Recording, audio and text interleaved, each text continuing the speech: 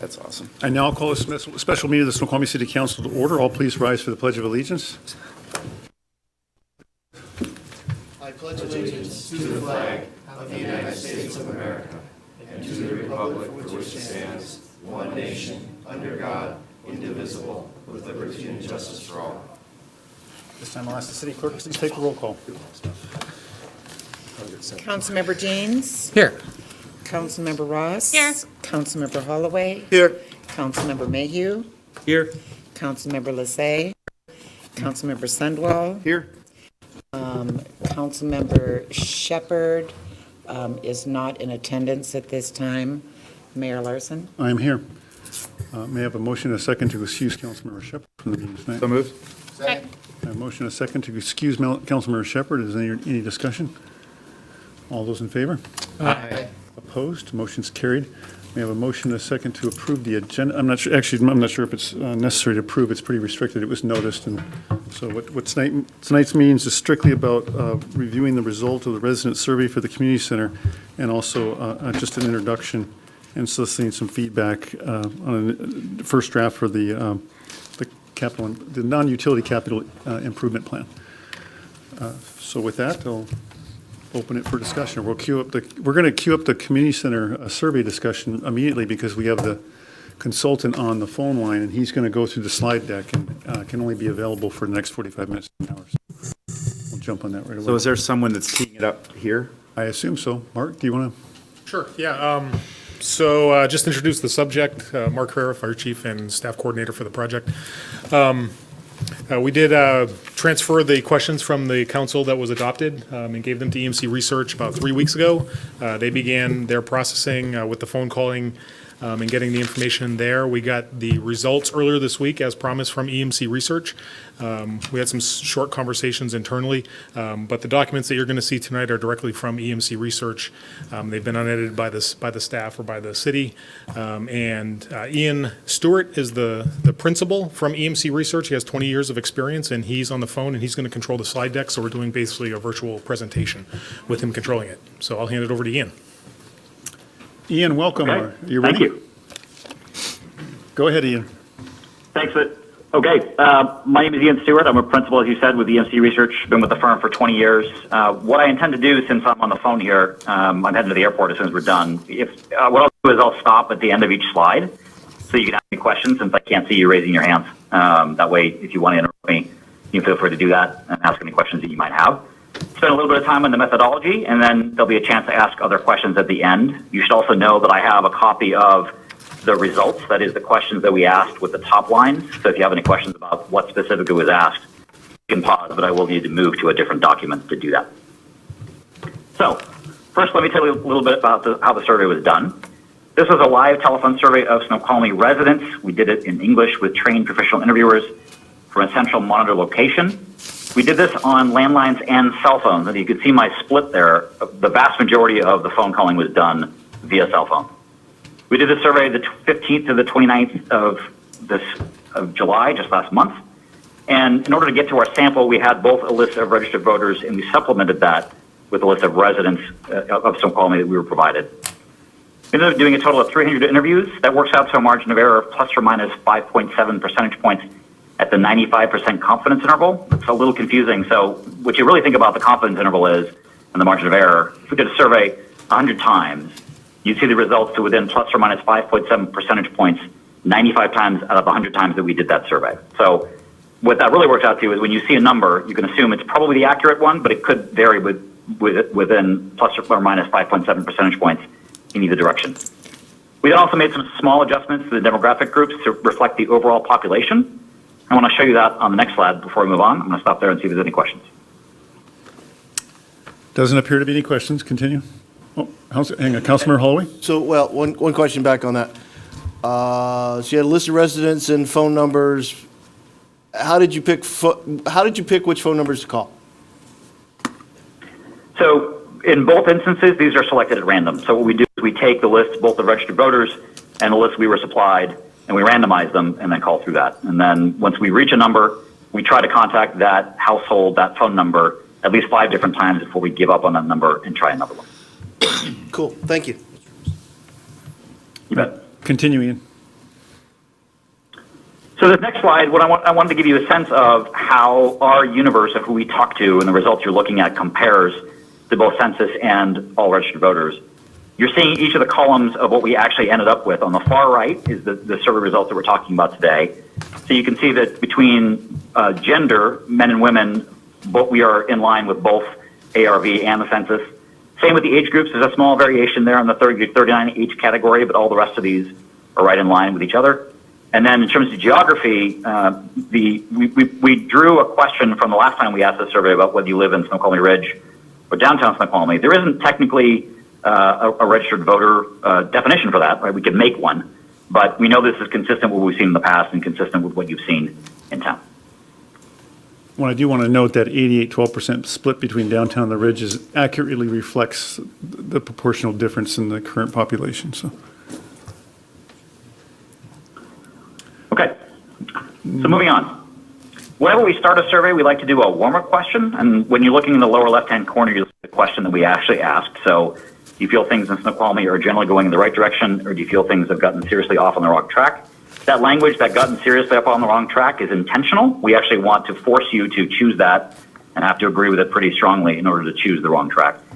Good news here is that the right direction is very strong, 68% in Snoqualmie, so things are going pretty well when we ask Snoqualmie.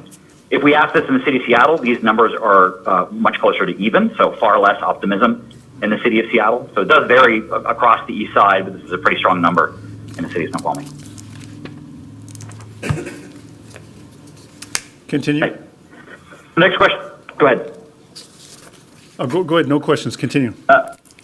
Okay, the next question is quality of life. So this is another warm-up, and we asked on a scale of excellent all the way to poor. You can see the scale at the bottom, excellent, good, only fair. Again, we chose only fair on purpose. We want to make sure that's on the negative side of the scale, and poor. The rating here is also very strong, 90% in the positive range. That excellent, we're going to talk about intensity a few times tonight. So in this scale, the two most intense are excellent and poor. And I think that sliver is probably 0.5% saying poor. I'm not even really sure it registers poor, but the excellent is 56%. Clearly, Snoqualmie, a great place to live, and the vast majority of people we talk to are happy with the quality of life here. Just note for the record, Councilmember Shepherd has arrived at 6:37. Continue, Ian. Okay. So the next series is questions that are all on the same excellent, good, only fair, and poor scale. Color-coded them. So the dark blue on the far left is the most intense, the excellent, the dark red on the far right, the poor. We've done a couple other things here as well. On the right side, there are three columns. Taking the total positive, that's the excellent and good, and combine them together. And then the negative, which is the only fair and poor, combine them together. Finally, we've done a net positive. So how large is the positive over the negative? And in each instance, we're going to look at those and talk about what they mean. So we always ask a question like this when we're doing a poll for a city to try to understand how people's view of how the city is doing overall. That's the first one we put there. The job the city government is doing overall. It's a net positive of 22 points, which is good to think about how, as a general measurement, people generally think, as a majority, that the city is doing a good job. We then move to some of the other ratings, and the first thing you'll notice is that there's really only one on the scale that has much intensity behind it, and that's the ratings for the city's park system. That's that second bar there, the 38% excellent. Really, when you compare the intensity to everything else, nothing else compares to it, right? You can see that the intensity drops off when we ask the other four items on the scale. And there really isn't much negative intensity in the same manner. There is one at the bottom there, but it's just not the same intensity. Then net positive dramatically, 72 points net positive here in terms of how the ratings for the city's park system. The next three are much more difficult, and by mean difficult, they're difficult for citizens to answer the question. The job the city does keeping citizens informed, that's in the 53% range, so it's still positive, but you can see the negative now starting to come up to 44%. The job the city does focusing on priorities that matter to you, 52%, so still in that positive, but now just barely. And then the final one, the job the city is doing using your tax dollars responsibly, it's actually essentially even, right? And a margin of error of 5 points. There's really no difference in these two ratings.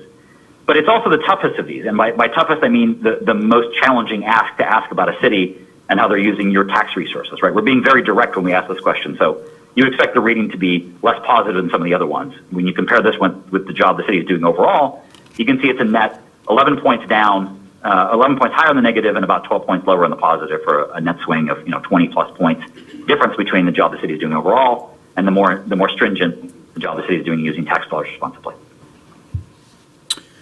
Councilmember Summerall. When I read that question, I don't know that I was surprised, but when you talk about difficulty for a citizen to answer, and I assume you've asked similar questions in other cities like this, where you've asked this question in other cities, has there been drill down questions on citizens' understanding of tax dollars? Because the reason I ask that is we've, in King County in particular, have been hit with a tremendous uptick in taxes. An incredibly small fraction of that increase has been from the city itself. It's been from the state, it's been from the school district, and even from the county. And my hunch is that all gets munged together for the average citizen, who at the end of the day is paying a crap load more taxes than they were a year or two ago. Is there any basis for what I just said, or is that just who knows? Yeah, I think there's some basis for that. I think the first thing I would say is that the not sure refuse number, which is there in the middle, is actually quite a bit lower than we see in some other cities. So I think one of the things to know is that Snoqualmie being the size that it is, it's a lot easier for people to sort of draw this conclusion. I do think there's some confusion about where all these taxes are going and not necessarily a sense when they see the tax bill of where it's coming from. But I think in general, the smaller the city, the less blame they're going to put on you for the tax increase. The more they're going to look at larger items like school districts, like the state, like King County. The larger the city, the more they're going to say, well, I think it's actually the city that's raising the taxes. It's one of the reasons why you'll hear a lot of people in more suburban areas say, well, I don't want to move to Seattle because my taxes are going to shoot up. The tax difference in terms of sales versus other stuff is not dramatic, right? But it definitely is different. So I think the smaller the city, the less confusion there is about this, but there still is some. Okay, thank you. Bet. Please continue. All right. So now we get into the meat of the survey. We're now at question 9 and 10. I can read this text if you'd like, but essentially we describe the new community center and then say, is it a good idea or a bad idea? This is the way that we tried to introduce it. I think you've all seen the question text. If I need to, I can go back and refer to it. But the good idea number comes at 71 and the bad idea 24. We're trying not to lock people in too much at this point, right? We're trying to do a very easy way to get into this by saying, how do you feel about this initial thing we described that you probably know nothing else about, right? The design of these surveys is exactly that. We're pretending that they don't know anything about this topic. We're trying to release little bits of information at a time to see how that little bit of information impacts their decisions and their thinking, and at the same time measure as we go along how they react to that information. So in this instance, we give them a basic description of the community center that we worked on with you as a city, and then we ask, is it a good idea or a bad idea? And as a follow-up, we then say, okay, what makes you say a good idea or a bad idea? And you can see those answers in these two charts there. The good idea, because obviously it had more responses, we have more open-ended responses that people gave us. What we do here in an open end is we take what they tell us, which could be a word or a sentence or a paragraph, and then we put it into these categories and put them back together. So you could arrange these in other ways, and if you're interested in seeing the full verbatim responses, we have that, certainly can provide it. But it gives you a sense right now, the categories we've given you of it's good for the community, gives us more things to do, a place for the kids to go. There's a whole series of these that are positive. Anytime we see an open-ended response that's around 10% or more, we consider that to be significant. So as you see here, the top 4 responses are all over 10%. And as you total them together, we're getting them into a majority that have answered one of these first 4 items. As you drop below to 3% and less, you're going to get other 1% responses, right? So people who are giving us some answer that doesn't really fit in another category that don't make this list. Same thing on the bad idea side. None of these actually make it over 10%. Taxes are too high, though. What we were just talking about a minute ago, question of taxes came out at 7%. It's the highest one of these numbers. But the bad idea, there isn't any one single one that is leading the pack. And same for good idea. They're all sort of a group of 4 strong ones that people are coalescing around. Doesn't appear to be questions. Please continue. All right. So after that introduction, we then go on to describe what's in the gray box there. We say the proposal being considered would triple the size of the existing community center, adding space for additional parking, exercise and fitness rooms, and community spaces. It would expand recreational programming, and it would fund a lap pool and warm water recreational pool, all in the existing site. After that, we say, do you support or oppose this? And we split that into strongly support, somewhat oppose, and strongly oppose the expansion of the Snoqualmie Community Center. Support levels at 72%, and most of that is in the strong category. That intensity we talked about, 50% of that 72, so more than half for sure, is in the strongly support category. The oppose is 25%, 17% of that strongly. So there is some intensity there as well, but it ends up being about a quarter who are in opposition, at least initially. All good. Continue, please. Okay. So after that, we then do a series, questions 14 through 21. Each of these are randomized, and what I mean by that is no respondent is going to receive these in the same order. We do that on purpose so that we don't always hear, for example, the one that's here in first position, a lap pool that can be used for swimming lessons. We want to ensure that not everyone hears that first. There's some randomization to this so that there's a random selection so that each one has an equal chance to be first, each one has an equal chance to be in the middle, and each one has an equal chance to be last. The scale on this is a 1 to 7 scale. So on the 7, we call it a very high priority. The 1, 2, and 3 is the lowest priority. The 4 is the midpoint on this scale. So what we're showing you here is two things. Essentially, everything over 4, right? So at the 4 midpoint, everything above that has made it onto this chart, 1. And 2, we're also showing the intensity, that's 7, the highest priority. And you can glean information from both of those pieces of information. The black text at the far right, the percentage, is the total of the 5, 6, and 7 combined together. So it gives you a sense of the overall priority for people. And then we also can look at the intensity and see what the intensity is on the 7 scale and see that for the first 3 items, you can see that the intensity there is quite a bit larger than any of the rest of them, right? We're into the 30s for the 7 ratings on numbers 2, 3, and 4. And the lap pool one gets 47% as the highest priority. So nearly half of everyone is saying that's a high priority on this list. Again, randomized order means that no one's hearing that first. It means that out of that list, it is getting the highest priority. You compare that one to the one at the bottom, the additional multi-purpose spaces and events for classes, that 47% very high priority almost matches the entire percentage that was over 4 for that item at the bottom. All right, so you can get a sense now of how these are stacking up and what level of priority people are putting with each of these. Every one of these items gets at least a majority to say it's important, but that intensity definitely varies. And if you look at the top 4, they get into the 60s in terms of total priority, and 30s almost up to 50% in the very high priority category.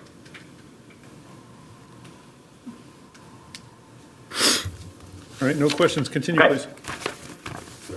So moving on, what we did next in this question was to try to ask people about the funding source question. So in the black text, we said there's going to be no new taxes needed for the community center expansion. The project will be funded by $10 million in existing city revenue sources, including councilmatic bonds and fund balances from things like real estate taxes and large property sales. In addition, the YMCA will be directly contributing up to $2.5 million to the project. Whenever we ask about money, you tend to think that things are going to change in terms of support, right? What happens when we say this to people? What happens in this instance is we actually gain support. So if you look at this, the overall support level stays at 72%, but the intensity grows from 50 to 54%. Now, in a margin of error of 5 points, it's not really much growth, right? We're talking about within the margin of error growth, but nonetheless, it is growing. The opposition stays almost exactly where it was. The intensity drops off a little bit, but again, that's also probably within the margin of error. So all in all, what you can say is even after people learn how the funding source is going to work, they're right where they started with in terms of their initial perception at the same support level. No questions. Continue, please. Okay. So we also wanted to ask an alternative and say, well, again in the great text, some residents have pointed out that even though there are no new taxes going to this project, the $10 million in funds the city is using could be invested in priorities like transportation, maintenance of streets, sidewalks, street trees, or could be reserved to supplement the city's rainy day fund. So we asked that, again, you'd expect some changes, and in fact, we do see some changes now. You can see that intensity has dropped to 45% on the strongest support. The opposition has climbed 3 points. But net overall, again, when you think about that margin of error, it's really only the intensity of support that's changed. Overall, the support levels are right about where they started with after we offer these alternatives. Now, obviously, we didn't offer every alternative, but it suggests to me that after suggesting this, when things didn't change that much, the support for this initial concept still remains strong. No questions. Continue. Okay. So we then added some additional information here, and we said, here's some of the components to try to explain in more detail what's happening. So I'm showing you the full text of each one of these. We put in the black bold here a summary of what it is. So the first one we call Stuff for Kids to Do, and as you read through that, we sort of highlight what's going on at the community center for kids, learning, and what sort of programs are happening for kids. The next one, it talks about not having to drive to swim. So in other words, the closest pool is 8 miles away, and this one brings us one that's closer. The third one talks about that it's highly used and needs an upgrade. So we then go into some of the demand for the existing facilities and what they can accommodate. We talk about making it more accessible and doing some other things there. The next one, we talk about using this as a safety crisis shelter in the event of a major earthquake, and this would be a place we could accommodate people. And the last one, we talk about growth, and that Snoqualmie has grown dramatically and that we're much bigger than we were, but the community center is about a third the size of what was originally planned for. So each of these gives people a sense of what's happening and why might we be doing this. And of course, on the next slide, you'll see how those shake out on this same scale, 1 to 7. But now we're talking about importance. How important is it to know that information? And we've taken the 5 and 6 and collapsed them now because all of these are getting into a mean scale and a total percentage that gets us into the 60s and 70s. So each of these, when we offered information, you can see if you think about and flip back and forth between our initial questions here, where we talked about priority and the intensity there, right? We got to 47% intensity. And then we come back to this one, all 3 of the top ones are close to that, right? 46% in the 7 category, 45% in the next one. So no driving to swim is the most important on this list. Stuff for kids to do at 45% is also intense, but when you add in the 5 and 6s, it grows even more intense.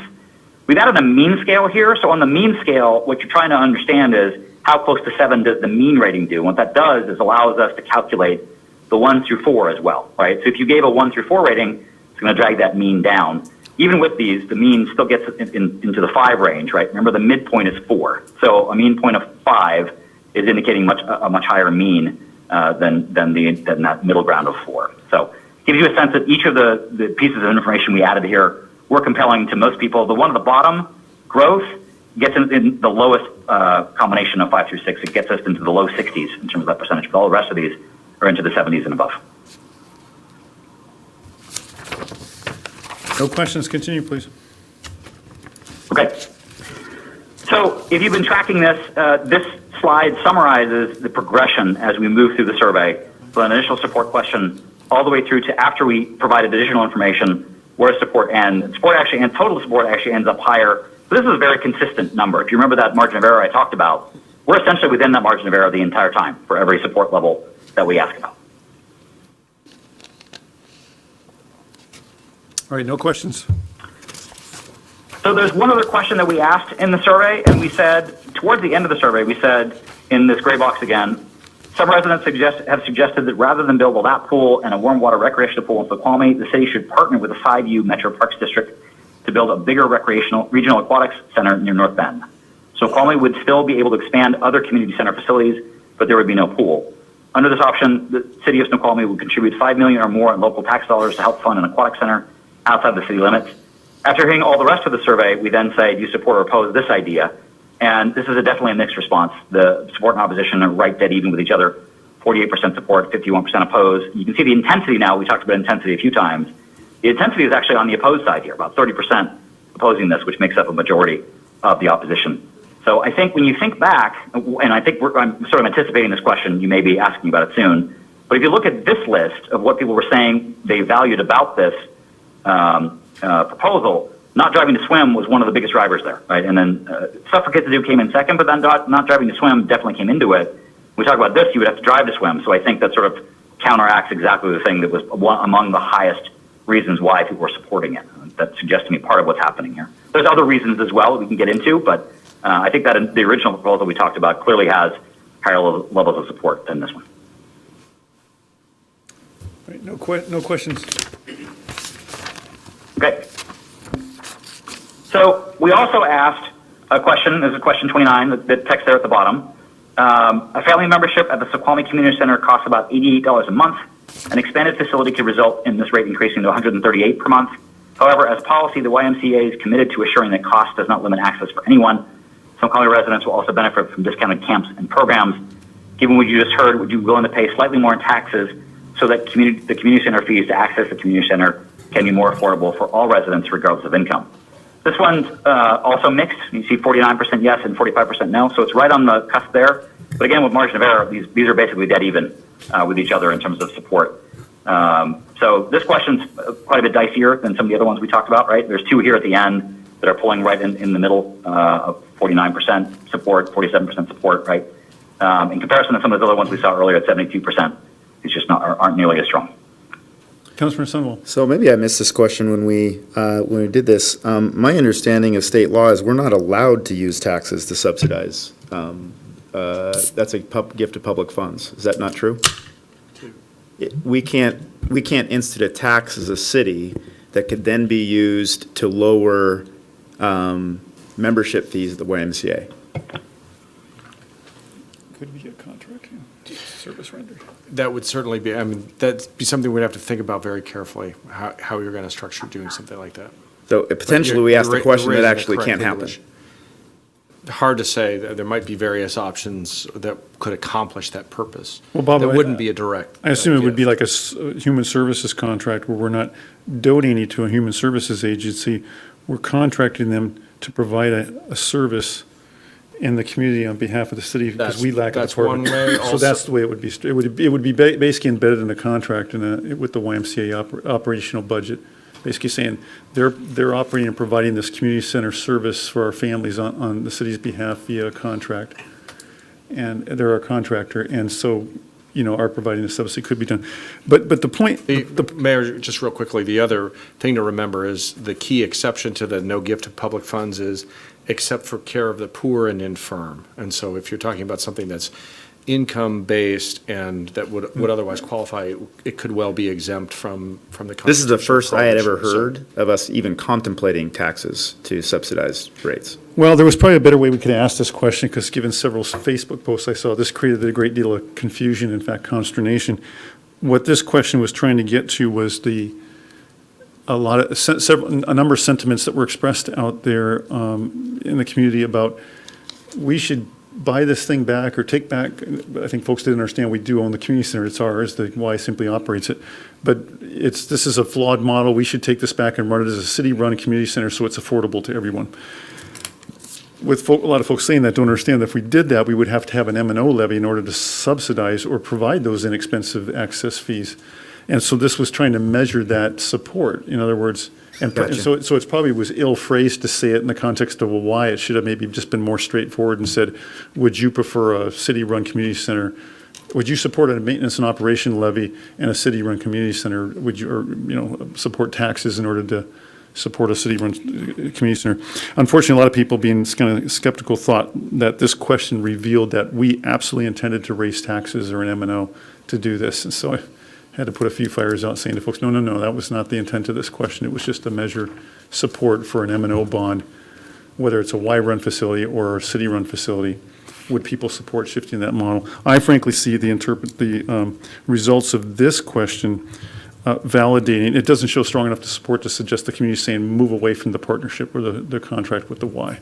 I mean, it sort of validates the model that we've embraced and is consistent with past surveys we've done. In other words, that folks felt it was fair to, to pay for building it, but not for the maintenance and operations. In other words, let those that use it pay for it through a membership model. Councilmember Jeans. So I'd make the observation that it's a poorly worded question, not only with respect to the willing to pay slightly more taxes. That can mean a lot of things to a lot of people, but the other part of it is the increase to 138 per month. So it's kind of hard to tell when people are thinking no. People are thinking, oh my gosh, it costs too much, or is the city sneaking around thinking about raising taxes? So a very difficult question to try to assess what it really means. I agree, Councilmember Jeans. This was the only question that I saw some responses in the public that probably created as much confusion as it did clarity. So we probably missed an opportunity to do a little more, maybe 2 or 3 questions that would have clearly gathered some information there. So. Any other questions, Council? All right, go ahead, Ian. Okay. So I'm going to wrap up now, and then it'll be time for other questions if you got them. What we covered already, the quality of life, we saw numbers that were very high and park system ratings that were also very strong. When we initially described the community center, there was strong support for it in the way we described it. It's also pretty clear that the lap pool is a strong part of the community center proposal as described to them. There isn't nearly as much interest as you saw in the Side U partnership, a larger facility in North Bend. The funding question about the community center expansion doesn't seem to dampen enthusiasm for the expansion. So we talked to people how the funds are going to be used, both as the currently proposed and ways that could be used in a different way. Didn't seem to reduce support for the question here. And then this subsidizing entry fees question we just talked about, I think it's pretty clear from all of you that not only are opinions split in the survey, but that it may have caused some confusion among people, and that we may not have learned as much as we'd like to from that question. So that's actually all I wanted to present to you. If you have other questions that I can answer, I'm happy to do that. Council, any other questions? I have one question. Councilman Song? I don't know if I want to give this credence, but I will anyway. There are some who, perhaps it's because of a particular election or whatever, that have suddenly felt that surveys aren't valid, 300 isn't enough people, a vote is more, is a better indicator of where people sit, that the survey was slanted. Can you address, as not even necessarily in this survey per se, but maybe as a mathematician or a statistician of sorts, if you could address some of those, because I'm sure you get that a lot in your industry. Yeah, I'll try to address each of them. A sample of 300 is good, especially for a city this size. We routinely do samples of 300 in King County to cover the whole county, which is significantly larger than the city. We talk about statistical sampling. The idea behind this is that, as I said at the beginning, we're trying to randomize the universe and then call into it to get responses from people. And, you know, the other thing I hear all the time whenever we do these is, well, you didn't call me, or you didn't call my neighbor, and therefore that means this is invalid because I don't know anybody who got called. But the reality is that because we talk to 300 people, you think about how people cluster together and how they live together. They often share very similar traits. They're going to share very similar household incomes, house sizes, family sizes, opinions on various issues, right? Politics, political leanings, subscriptions, stuff like that. So even though I'm not talking to your neighbor, the chances I'm talking to your neighbor down the street or across the street is very high. And that's the only way we can get to 300 completed interviews. So that can address the question of both statistical sampling and sample size. In terms of quibbling with the question, I think that's really the only place that one could go if they wanted to argue with the survey. I think the first thing I would say is every time we write a survey, we're doing our best to try to reduce bias, but there's no way to eliminate it entirely, right? The fact that we're simply asking questions introduces the idea that we're introducing topics that they wouldn't have otherwise known about, and how would they react if we asked it this way or that way. Those can all be true, but we learn something from every survey we do, and if you go back to the survey and think about the order of questions that we asked, you learn something about each of these topics. No matter how you're looking at this, we've learned something. So anyone who wants to say that the survey is slanted, I'm not sure what they would have written differently. Certainly they could have done it in a different order, but I feel like we've done our best to be as even-handed as we can with the information we were provided to try to produce results that would give you a direction to go with. I would end by saying, you know, we've been in business for 30 years. I've done hundreds of these kinds of surveys all across the country. The most contentious that we ever do are always in small towns, right? Because everyone's engaged in their community and wants what's best for the community. And so we often will find that these presentations, when I do them in a larger city, we don't have the same conversation because the engagement is low. So if you take nothing else away from that, take away from it that if your citizenry is engaged, that's actually a good thing. We want that to happen across our communities. It doesn't happen everywhere. Hopefully I addressed all your questions. If I haven't, I'm happy to go into more detail on any. Councilman Ross? On your page 16, where it shows the line of support, it shows, I don't know if you're going to get to that. He's there. Oh. Then maybe it's 17. Is this the one you meant? No, it's the 17, line. 17. Try 17. Yeah. There we This go. one. You're right. Okay. Ours are numbered differently. So that's, it's pretty amazing that we start out with the initial perceptions, and then after funding sources, after alternative options, and after additional information, that it's just almost straight across the board that there's support. So the 74% was finally after all information. And with your error, would you say it can range then anywhere from 68 to 80% approval or support?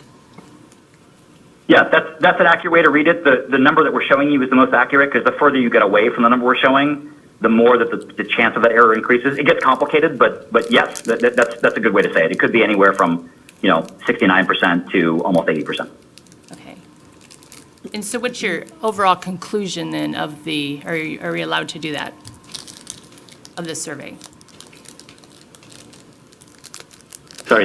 Are you Could allowed you repeat that question? Are you allowed to give an overall conclusion of the survey then? Well, I think you did in the back. Did you the conclude that support? there's some support, Ian? Yeah, I mean, we talked about the strength of the support for the community center. I mean, obviously, referring back to the question we had a minute ago, the information we provided, right, when we get to the end of this question, we ask about the community center, the support is still there and it's strong throughout the survey. One could argue maybe there's some other information we could have provided that would have changed people's minds, but we offered them that we should spend this on any other number of very popular priorities. I can tell you that traffic is definitely a big concern in the area, and no one balked at it. I'm not sure what else we could have offered to people aside from some sort of concrete spending plan that said we're going to spend it on this. But we offered a whole smorgasbord of things we could have spent it on, and people still said they wanted to do this. So it suggests to me this is a popular idea and one they're willing to support. Or just maybe ask Councilmember Ross this question a different way. You mentioned you've done hundreds of these surveys measuring these types of initiatives. Would you say that this is on the higher end of the results or averages that would give a community like ours great confidence in the support for this, or typical, average, below average? Mr. Mayor, point of order. This is definitely high. I mean, you're at 3/4 of voters saying this is a good idea. Sorry. If you were to have community meetings, Ian, I'm sorry. Please stop. Ian, hang on. I have a councilmember asking a point of order. Go ahead, Councilmember. I don't think that's a valid question to ask, considering you'd have to ask the exact same questions of the exact same topic in every community that they've done surveys. Councilmember, let's say it's not important. I'll affirm it and I'll move on. Councilmember Sunwell. That's the exact question I was going to ask, so I'll ask it. Based on the surveys that you have done, hundreds of them, of similar types of initiatives, this type of support for a community project, atypical, typical, what would be your response to that? I'm sorry you were interrupted. It's higher than we would know. Point of order. I mean, we've done surveys like this where That's a you see it in the valid 60s question and and is 50s or relevant to even the opposition. summary that has been given already. I'm unclear why you're interrupting our guest when I asked a question. It's not an invalid question. council rules. Well, Councilmember, frankly, I'm just trying to be respectful, not to. Are you going to sustain that or not? I'm not going to sustain your question. But I think it was answered a couple times already, so. All right, because I'm talking about it in general. I mean, this firm has run bonds on community centers and facilities in numerous communities, so that it doesn't have to be the exact same thing, but in general, I think it's a fair question. Councilmember Holloway? So I'd at least like to comment that in the last meeting we had on this, I was disgruntled. Some have characterized, as I said, the survey questions as presented were skewed. I think they were, as we presented that night. However, you will see that there are 2 additional questions in this survey that were not there when we reviewed it last time. Those particularly are funded around how we were going to fund it and what was the lost opportunity as a result of that funding. Those questions are in here. I'll further point out, it didn't swing. We said we were going to use money that could have been used for other things. It didn't swing the support percentage really that significantly. So you can take the comments that Holloway was disgruntled with the survey out. I'm happy with the survey as presented, as asked tonight. Ian, I know the perhaps most recent one in our community that you had conducted. I understand you folks also did the Snoqualmie Valley School District survey regarding the high school bond before they put that out there. And it was somewhere in the low 60, 62% or something like that, the survey results. And if I'm correct, and I don't know if you recall offhand, the vote results that followed a few months later from that survey were quite highly aligned with that survey result. Do you recall that at all, or were you involved in that survey, or? I was not. I wouldn't be surprised that that's the case. I mean, we wouldn't be in business if polling didn't work, right? When we do this campaign work, people would stop hiring us if the polls were wrong. So, we're consistently close or exactly where the final results are.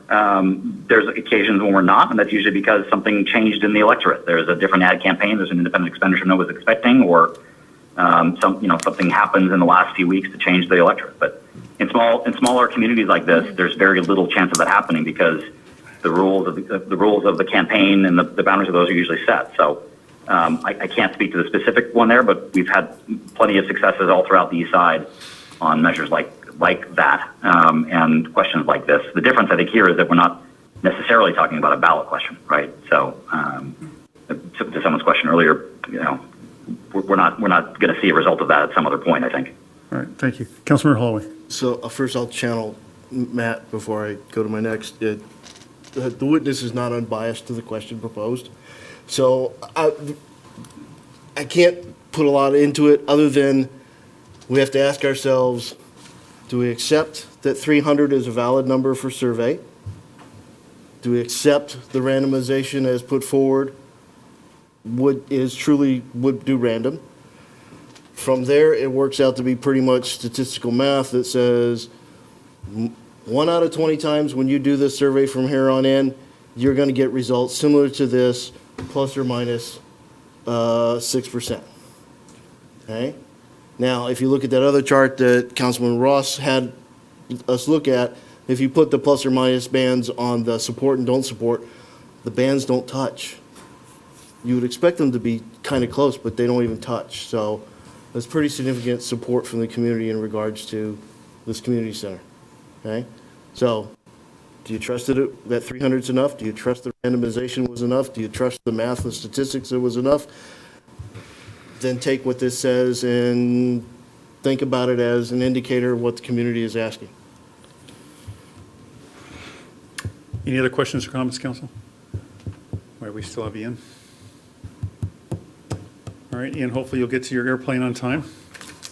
We appreciate it. I think I will. Appreciate it on such short notice that you took time out to Thank you, Ian. join us this evening. Thank you.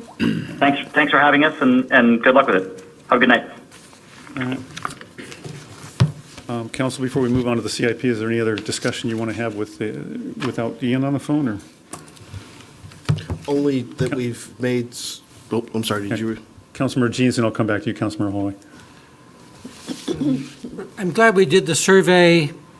The survey will help me make a decision when I have to make a decision, at least for my vote.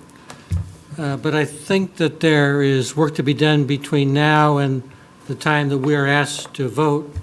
We're still talking to other partners, entities, people relevant to the discussion about how we will proceed.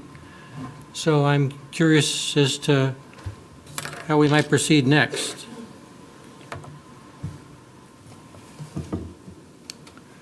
Well, if that's a question of my administration, I think what we're entertaining now is to bring forward at the next council meeting a resolution, because, Bob, what I would like is some clarity from the council to give a more affirming direction on moving forward on this so we can continue to engage with those various entities, whether it be the school district, side view, or the Y. King County will know the results of the King County Parks levy after next Tuesday at the election. So we want to aggressively start going after funds there as well, talking with Kathy Lambert about lining up some funds to, again, supplement this program. So that's what I guess I would wish to entertain. Councilmember Song? What I would probably propose is that a resolution come forth very similar to what we did several months ago when we were talking about the temporary on-ramp. A resolution allowing you, not authorizing any sort of funds, not even saying we're doing it, but authorizing you to formally work with those additional funding partners to pull something together, which is exactly what happened with WashDOT. We authorized you to not build a road, but we authorized you to go finalize the details of what that would look like, bring that back to council, and then vote on it. And given the timelines around certain funding sources that the YMCA is going after, and and wanting to be as close to first in line for the King County Parks dollars, the $44 million that are going to be dedicated just to pools. I think it's important to have you working what a formal proposal would look like as quickly as possible. Thank you, Councilmember Song. And to that point, Councilmember Jeans, too, the school district is also looking to make some sort of commitment by the end of August to whatever configuration or organization side view or the city. It would be awkward to have them make that commitment part of us signaling a commitment to those partners in the direction we're moving. So, I'll come back to you, Bob. I've got Councilmember Holloway I skipped over, and then I'm going to go to Councilmember Lassay and then back to you, Bob. Councilmember Holloway? Well, I guess mine's only a comical observation. We may have made Snoqualmie too nice in that we'd rather not drive then have something for our kids to do. Those were two interesting statistics in here and made me question. So I apologize, but proceed on. It's a pedestrian-centric community, right? Councilman Lasay? Obviously, we don't even like our cars. You could say that's successful design then. Councilman Lasay? Well, I won't dwell on the survey. It is a survey, and it can be taken, and each person can evaluate independently how they feel about it. I think what's important here is that we all have a lot of passion, and I think we all believe in providing a facility that our kids can do something at. Exactly that. It's a matter of what that is, and whether we're doing it responsibly. I think it would be. I understand the concept behind providing a resolution to have the mayor and his administration moving forward, and I don't think that's necessarily a bad thing. However, I do not want to do that without at least discussing the revenue sources that would fund this. We're skipping over that. This is that, I'd love to send my kids to private school, but I can't afford it. I'd love to have a bigger house, but I can't afford it. We have to look at that. Those things are responsible actions from a council. Can we afford this? If we're not looking at that at the same time, we're saying, hey, I want that big new shiny house, but we're not looking at how we're going to pay for it, we're missing our responsibility. So I urge council to not just rush to a resolution to say move forward, but to start talking about those issues. How are we going to pay for this? Councilmember Jeans and Councilmember Mayhew? The survey touched on, but I don't think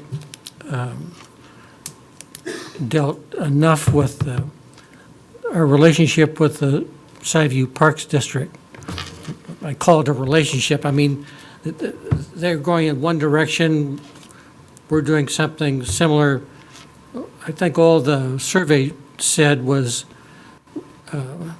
Snoqualmie does not want to, we don't want Snoqualmie to roll over and play dead and let Sideview do aquatics. So I'm saying, sort of consistent with what Councilmember Lasay says, is we need to know more about the field that we're playing on right now. And I think there can be some valuable discussions with Sideview Parks District about doing things in a cooperative way, doing things in a complementary way, so that if they're going to go forward and we're going to go forward, we go forward in a way that doesn't try to create a winner and a loser, that doesn't try to create a them, not us. So I would encourage talks that are planned to go forward with the Sideview Parks District, that we evaluate how that discussion went and share that with the council also. Thank you, Councilmember Jeans. In fact, we are scheduling a meeting with them next week or the next couple weeks. Councilmember Mayhew? Yeah, so I completely agree with both fellow council members. First on, before we're at the point where we can approve this, I think we need to look at the funding, how we're going to pay for this, and make sure that we're comfortable with that. And I believe that that's a conversation we have in the context of the whole CIP. I mean, this project is in the CIP, which is appropriate. And I think we need to get through those discussions before we finally approve the funding. So I completely agree that that needs to happen before we're in a position, I think, to get a final yes. The point on discussions with Sideview, and if we're, if we think we're heading towards moving forward with this, which I think at 72%, we are heading in that direction, or ought to be. Whether we'll make it, we'll see when we have that funding discussion. But I think we should then sort of think about here for a minute about what needs to happen in the short term, because it's going to take us some number of weeks to get through the CIP.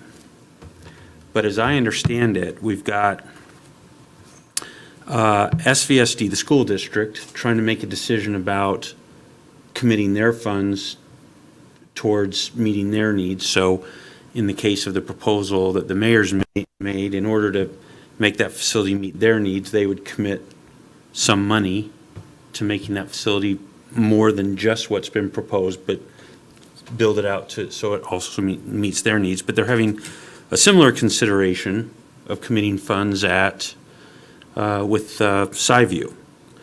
So as they're trying to get through that discussion, I think they need to know that we're moving forward.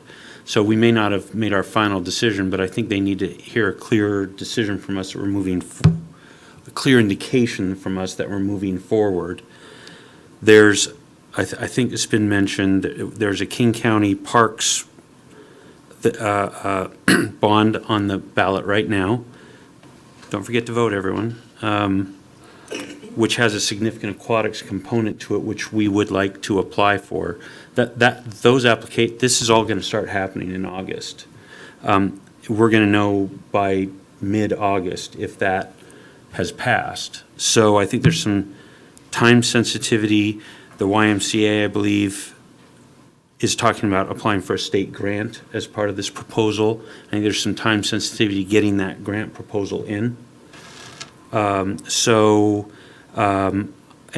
then this point on the SciView and having discussions with them, I know they're trying to put together their plan, and if they can get a solid sense of the direction we might be heading in right now, let's continue those conversations so they can get clarity about what do they really want to do with their facility versus what we're doing with our facility, and are there discussions that can be had about things we do so that we're not sort of replicating each other.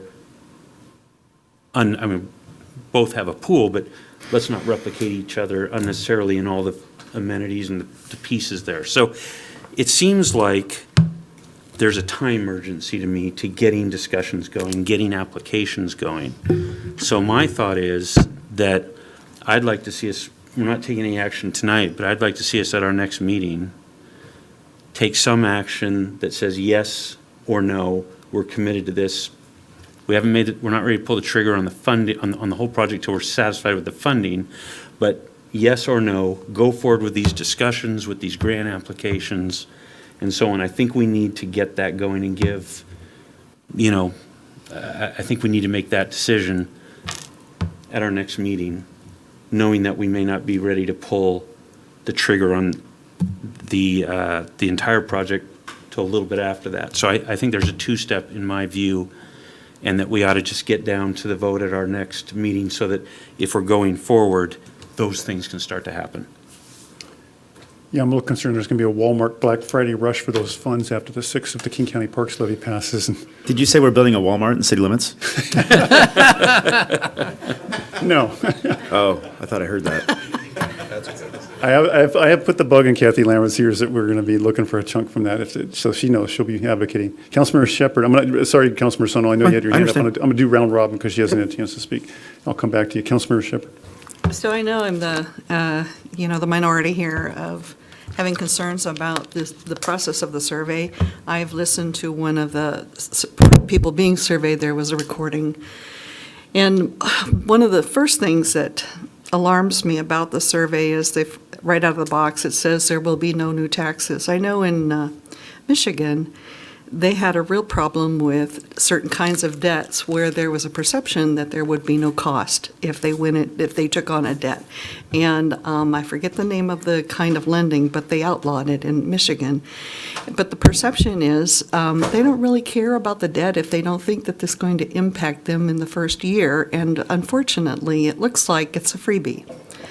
So right there, I would be very concerned about a response of, yeah, let's go for it. But beyond that, I have a lot of concerns about this process, and I am in favor of having a supermajority when we do a bond. And I think that, the councilmanic bonds is legal, minimally allowed, or whatever they want to say.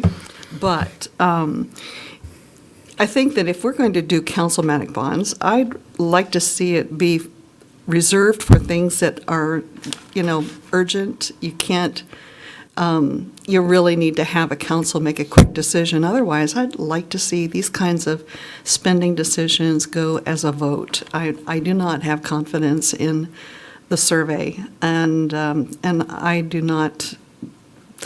I do not support moving forward with the survey or spending based on the results of the survey. Councilmember Summerall. So I think I can agree with everyone that's spoken, Bob and Matt and Jim, when I say I continue to support action on next council meeting. You meant Holloway too, right? What did I say? Just go on. Probably not. Probably not. But I feel like these are parallel paths. We're not bound to do anything by giving you authority to go start exercise, to start putting together a formal proposal, no more than we were bound to commit to an on-ramp when we authorized you to go work your magic with Mullet and everybody to get something together, right? That's one path, because the other path we're going on is I agree with Lassay that we also need to figure out how this is going to fit financially. But we sort of need to know what the arrangements are going to be able to know what the financial commitment's going to be. And so I feel like these are parallel paths that are informed by one another, and one can't wait for the other. And again, no one here is asking you to come up with a proposal on Monday or next council meeting that votes to spend a dime. My thought was authorize you to move forward, to have a piece of paper in hand that says this council in principle is in favor of the idea. Now let's go figure out what the cost is going to be and how that's going to be structured, and then we go from there. That's my only ask. Councilmember Mayhew and Councilmember Ross. Yeah, so similar to what was just said, I view this first step of what I think you should ask for as being the same as we follow with virtually every contract we do, every capital contract, where the administration comes, asks the council where they can go out and get bids, design, and then get bids, and then you come back to say, now, here's the design and the bids, can I go forward and actually do it? This, I think, is going out, essentially getting the information so you can put the specific proposal. It's like the design stage, if you will, and that's what we're what I think we ought to authorize to move forward, or what I think we ought to make our decision on at our next meeting. So there's no action tonight at this meeting, this special meeting, but our next regular meeting, I think we ought to take the vote. It sounds like there's some of us that are for it, some of us that are against it. Let's take the vote. Let's decide as a council, should the administration move forward with essentially that design, what I'm likening to the design process. And then hopefully that comes back by the time we're needing to approve the CIP, and then it's either yes or no at that point whether we actually do it. Councilmember Ross. Yeah, this is probably repeating, but I think with the survey, it was overwhelmingly, 70% or more support. Community sentiment was very positive for this. And I agree with the resolution, but it also shows our partners that we've already talked with, the school district, the why, that we're serious about this, and that if they need to we want to be funded by school district, that would be helpful. And then we need, the Y needs to apply for their grant within the next couple months, and that's at least $1.2 million. So it's important that we start moving on this, and I agree with looking at the resolution at the next council meeting. I would just add a couple points of clarification. There was a comment made about councilmanic bonds being illegal. I'm happy to toss that to the attorney if he wants to add anything, but councilmanic bonds are perfectly. She said legal. I said Oh, I'm sorry, I misunderstood, my apologies. The second was a comment about supermajority vote, and I just wanted to point out that even if you take the worst scenario, that it's, the margin of error is 6 percentage point less, that would put it at about 66% by state law. A supermajority is 60% or more, so this would be well within the realm of a supermajority. Councilmember Ross and Councilmember Mayhew. And then Councilmember Jeans. Councilmember Ross? Oh, I'm sorry. I just spoke. Councilmember Mayhew and then Councilmember Jeans. Just a quick question. I mean, councilmanic bonds, we're sitting in a building that was funded with councilmanic bond, are we not? Yeah. Yes. I don't think that was my error, I'm sorry. That was not dispute, I misheard the comment. Yeah. Councilmember Jeans? In response to Councilmember Shepherd's concern about the survey being valid, I'm reminded we had a council town hall meeting attended by 80 or 100 citizens on I think it was a difficult night, it was a difficult circumstance, but they all came out. And I've seen the results of that. I haven't seen a presentation of that, but maybe Chief Carrera can comment on, or someone can comment on the fact that there was a very similar positive response from the community. They asked different questions, and it was organized differently, but it was a very similar positive result that said, go forward. Can you comment on that, just anything? I can try. So the purpose of the town hall meetings was really a focus group and digging into the information, and that will generally draw people that are supportive of a project like this. And obviously, for a Sunday afternoon that was sunny, to get that many people out, to be at an event like that was, I thought, impressive, to be part of that discussion. The difference with the survey is it's randomized, it's a sample, and it's intended to scientifically get data back and information back for trying to make a decision. And like I've already heard before, there's multiple people that have used EMC and other survey firms that when they do a public opinion poll and then they go to the voters later on with that information, with more confidence that an agenda or an item is going to pass, it's usually within 1 or 2 percentage points. So although that certainly does provide credence and support to the decision that the community really supports this idea, I put a lot more weight in that survey that says there's overwhelming support for this concept of expanding the community center, adding the aquatic center. So I'm certainly excited by that. First. Councilmember Shepherd, and then Councilmember Snow. Did we have a survey prior to the last time we went to a vote? Yeah, I think we did surveys, Brian and Bob helped me remember. I think we did surveys prior to each of the last times we went to a Mayor, community center. not the last time. The last one was a levy lid lift. We did not do a survey prior to that. Oh, I thought she was talking about the community center votes. The community center vote. That was quite a few years ago. I don't recall. I just wanted to know how closely That would have been 14 years ago, I think. Yeah, we didn't do any survey specific to the community center. Councilmember Sunwell. So we're at 7:30, and just to keep us on task, because we can't even do what we've been talking about for the last hour Right. until we spend some time on the CIP, which I'm sure we'll have hammered out and approved tonight. So I'm just wondering if we might want to move on to that. Yeah. Mark, did you want to make a last comment? You okay if we move on? No, I'm fine. All right. If there's no objection, I think that's appropriate. Okay. Would the I mean, a break, council we like only go an hour. the Usually we council- don't get a break till 3 hours.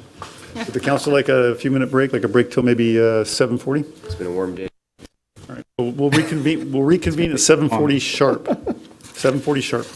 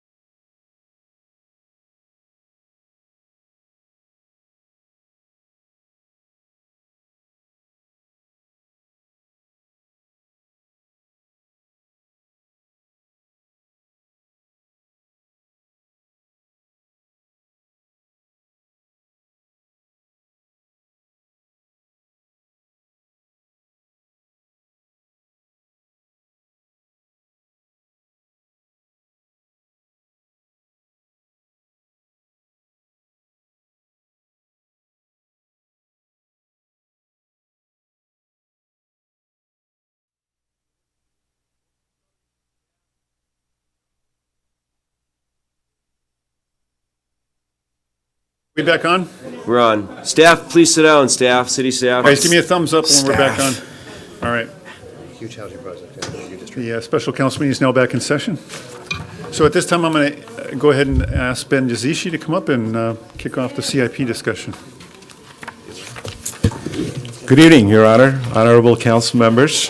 I was sucker into this thing. I was told that. Folks, if we could just stop the conversations, please. Thank you. I was told that after community center, council would be so happy and your presentation would go just like this, man. So here I am. Before I get to this, if I may, Mr. Mayor, I saw in the survey that there's a concern about whether or not the tax dollars are being spent wisely. It's just a typical, every local government goes through that. I just asked my colleagues that what is our levy? It's $2.39, and the average home price is $700,000. That equates to roughly about $1,673 property tax that the residents pay to the city. When they get the property tax, we only get the small portion of it. When you divide that to 12 per month basis, that's about $139. For that, you got police. Go ahead. Is that, how does that roll into the discussion? I'm going to get to that, sir. Okay. That's it. $139. You get police services, fire services, park services, street services, snow removal services. I pay $185 for cable and internet only for the service. It's just that the price of government. How is that relates to that? It's the investment that we're making in the community. Not only we're using all that to pay for the operating expenses, we're using portion of that money to also invest in our community. And that is basically our capital improvement plan. This plan is the mayor's vision. The plan was developed based on number of months of work, and starting way back in 2018 with the council's goals and visions. Those council goals and visions are the foundation of our plan, consistent with our capability of being able to deliver these projects financially and also the human resource wise. Let me see if I can make this thing work. Oops, there you go. Oops. These were your goals. When the mayor put his vision together, one of the things that he was looking for is that this particular plan reflects the council's goals. The plan, along with this most important component of consistency, it is also consistent with city's comprehensive plan. Typically, capital improvement plans in every city is part of the capital facilities plan. Capital facilities plan is part of your comprehensive plan. Most, if not all, capital facilities plans are not 100% funded. Let me repeat. Cities generally have a capital facilities plan that includes number of projects, and they cannot, at the time that develop that plan, to identify the funding sources for every project. But it is a roadmap for that city. You need to have the vision to list the projects there, and as the opportunities present itself through the grant funds, partnerships, etc., then you advance those projects into your biannual budget process. What we have here tonight is a plan. We think it's well-balanced. It is consistent with the region in general, how the plans are developed. It has total price tag is about $65 million. Of that, $46 million, we think, and this is kudos to you, council, that we can actually fund it. Kudos to you and your talented staff. And obviously that happens with the administration. Why talented staff? You've been extremely resourceful of not only getting the grant funds, but also delivering the projects for the community. This particular program has 3 color codes there. The green, that we think that we have grant funds or reasonable chance of getting those grant funds and matching it with the city funds. The yellow those three projects that you see there is basically the category that we know that they're important to you. They are critical projects. Their delivery is mostly depend on the grant funds. Big chunk of the project funding is coming from the grant funds. The red color, there's about the 10 projects there. We don't have what the funding plan for that is. That is, again, not unusual for cities to be able to develop the project that represents the council's and the mayor's vision, and then you continually seek getting funds for those projects and advance them on your biennial process. This plan has consisted of total 36 projects. As I mentioned, that the $45 million, we think that we're confident that we should be able to deliver those to you with the assistance of getting the grant funds. And then the $21 million at this juncture that is not clear how we're going to fund it. Of those funded projects, 52% of the funds for streets, allocated for streets, 25% is allocated for parks, and the 23% is for facilities. I think it's a well-balanced from the distribution of the funds into the variety of the needs of the city. Plan puts significant emphasis. This is the city map, kind of rough approximate location of these projects. Mayor's vision is putting a significant emphasis on the historical part of the city. More than half of the projects are being located in the historical part. Thanks God that we have our new neighbors to help us to pay for it. Had we not had the new neighbors to pay for it, tax burden would have been enormous for the historical part to have this level of investment in our community.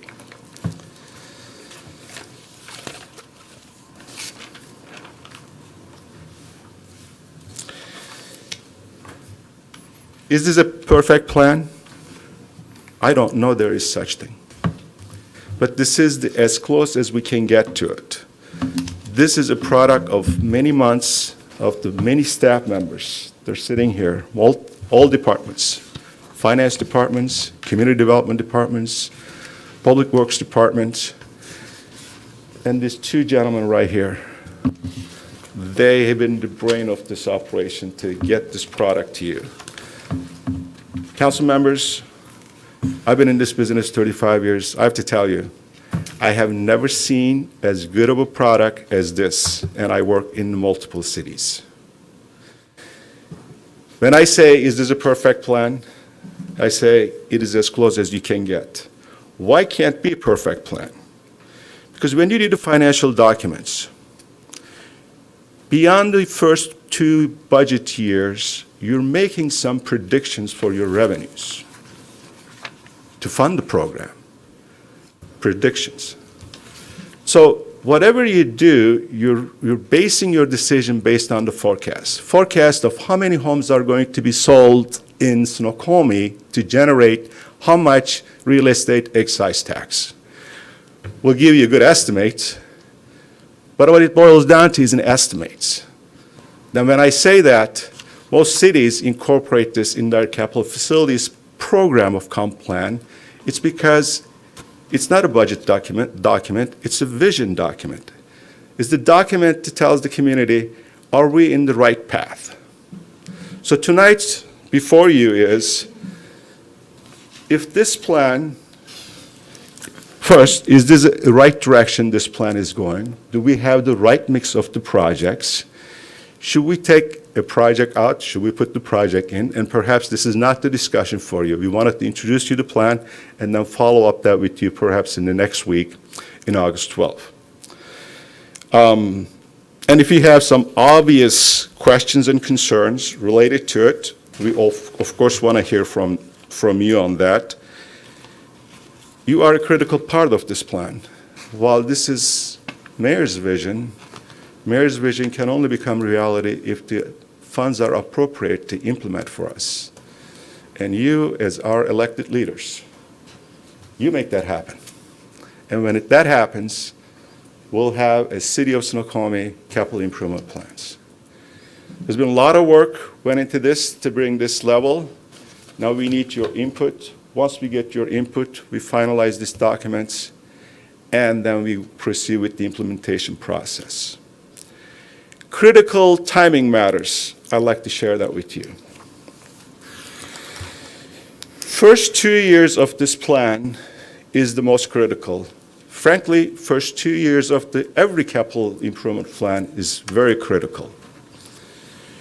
Why? In order to build the projects, first we have to hire consultants. We need to receive your authorization to select consultants, and then come back to you with the consultant contract. Once you approve that contract, then we proceed with the design, 30%, 60%, or 90%, depending on different stages. We come back to you, we check with you again. When we complete the 100% design, obviously at that point we've gone through the public process, environmental checklist, public involvement process with each one of those projects. The goal is to get the project ready to go to construction April 1st of each year. Why is that magic date? Because typically contractors already plan their work beyond April. And if you want to get a good prices for our projects, we really need to start working on those 6 months and sometimes in a year in advance. The plan that you have next 2 years are very critical. We also have some grant funding deadlines. For example, couple street crossings, signal crossings, and the signal projects, what I'm told with one of your, what I call grant guru, Nicole, she's not here tonight. She's been extremely resourceful for us. Towards the end of this month, we have some deadlines to apply for the grants. Now, there's no guarantee we'll get the funds. She thinks that we have a great chance of getting those funds. Well, we only get it if we apply for it. We can't apply for it unless we say in our application that this particular project is an approved city's CIP plan blessed by the council.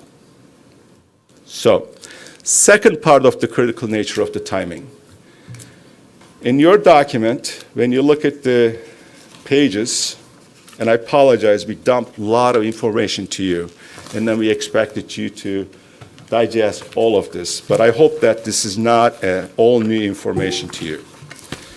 When you look at your page 14 and 15 of your document, those 2 pages list the projects to be done in 2020 and 2021. There's one project particularly has some already grant applications in it. Sandy Cove Park. We have already secured $500,000 RCO grant. Well, because where the park is located, we think that the permitting process of that project is going to take us a number of months. It's got a shoreline permit. We have to get Army Corps Engineers permit. We have to go through the public process. So that's why we plan to design the project in next year, 2020, and then with your obviously approval to proceed to construction on 2021. Is this the last time you're going to see this plan? Of course not. This is a dynamic plan. You should and will, I hope, every 2 years through your biennial budget process, go through this list. Your priorities may change.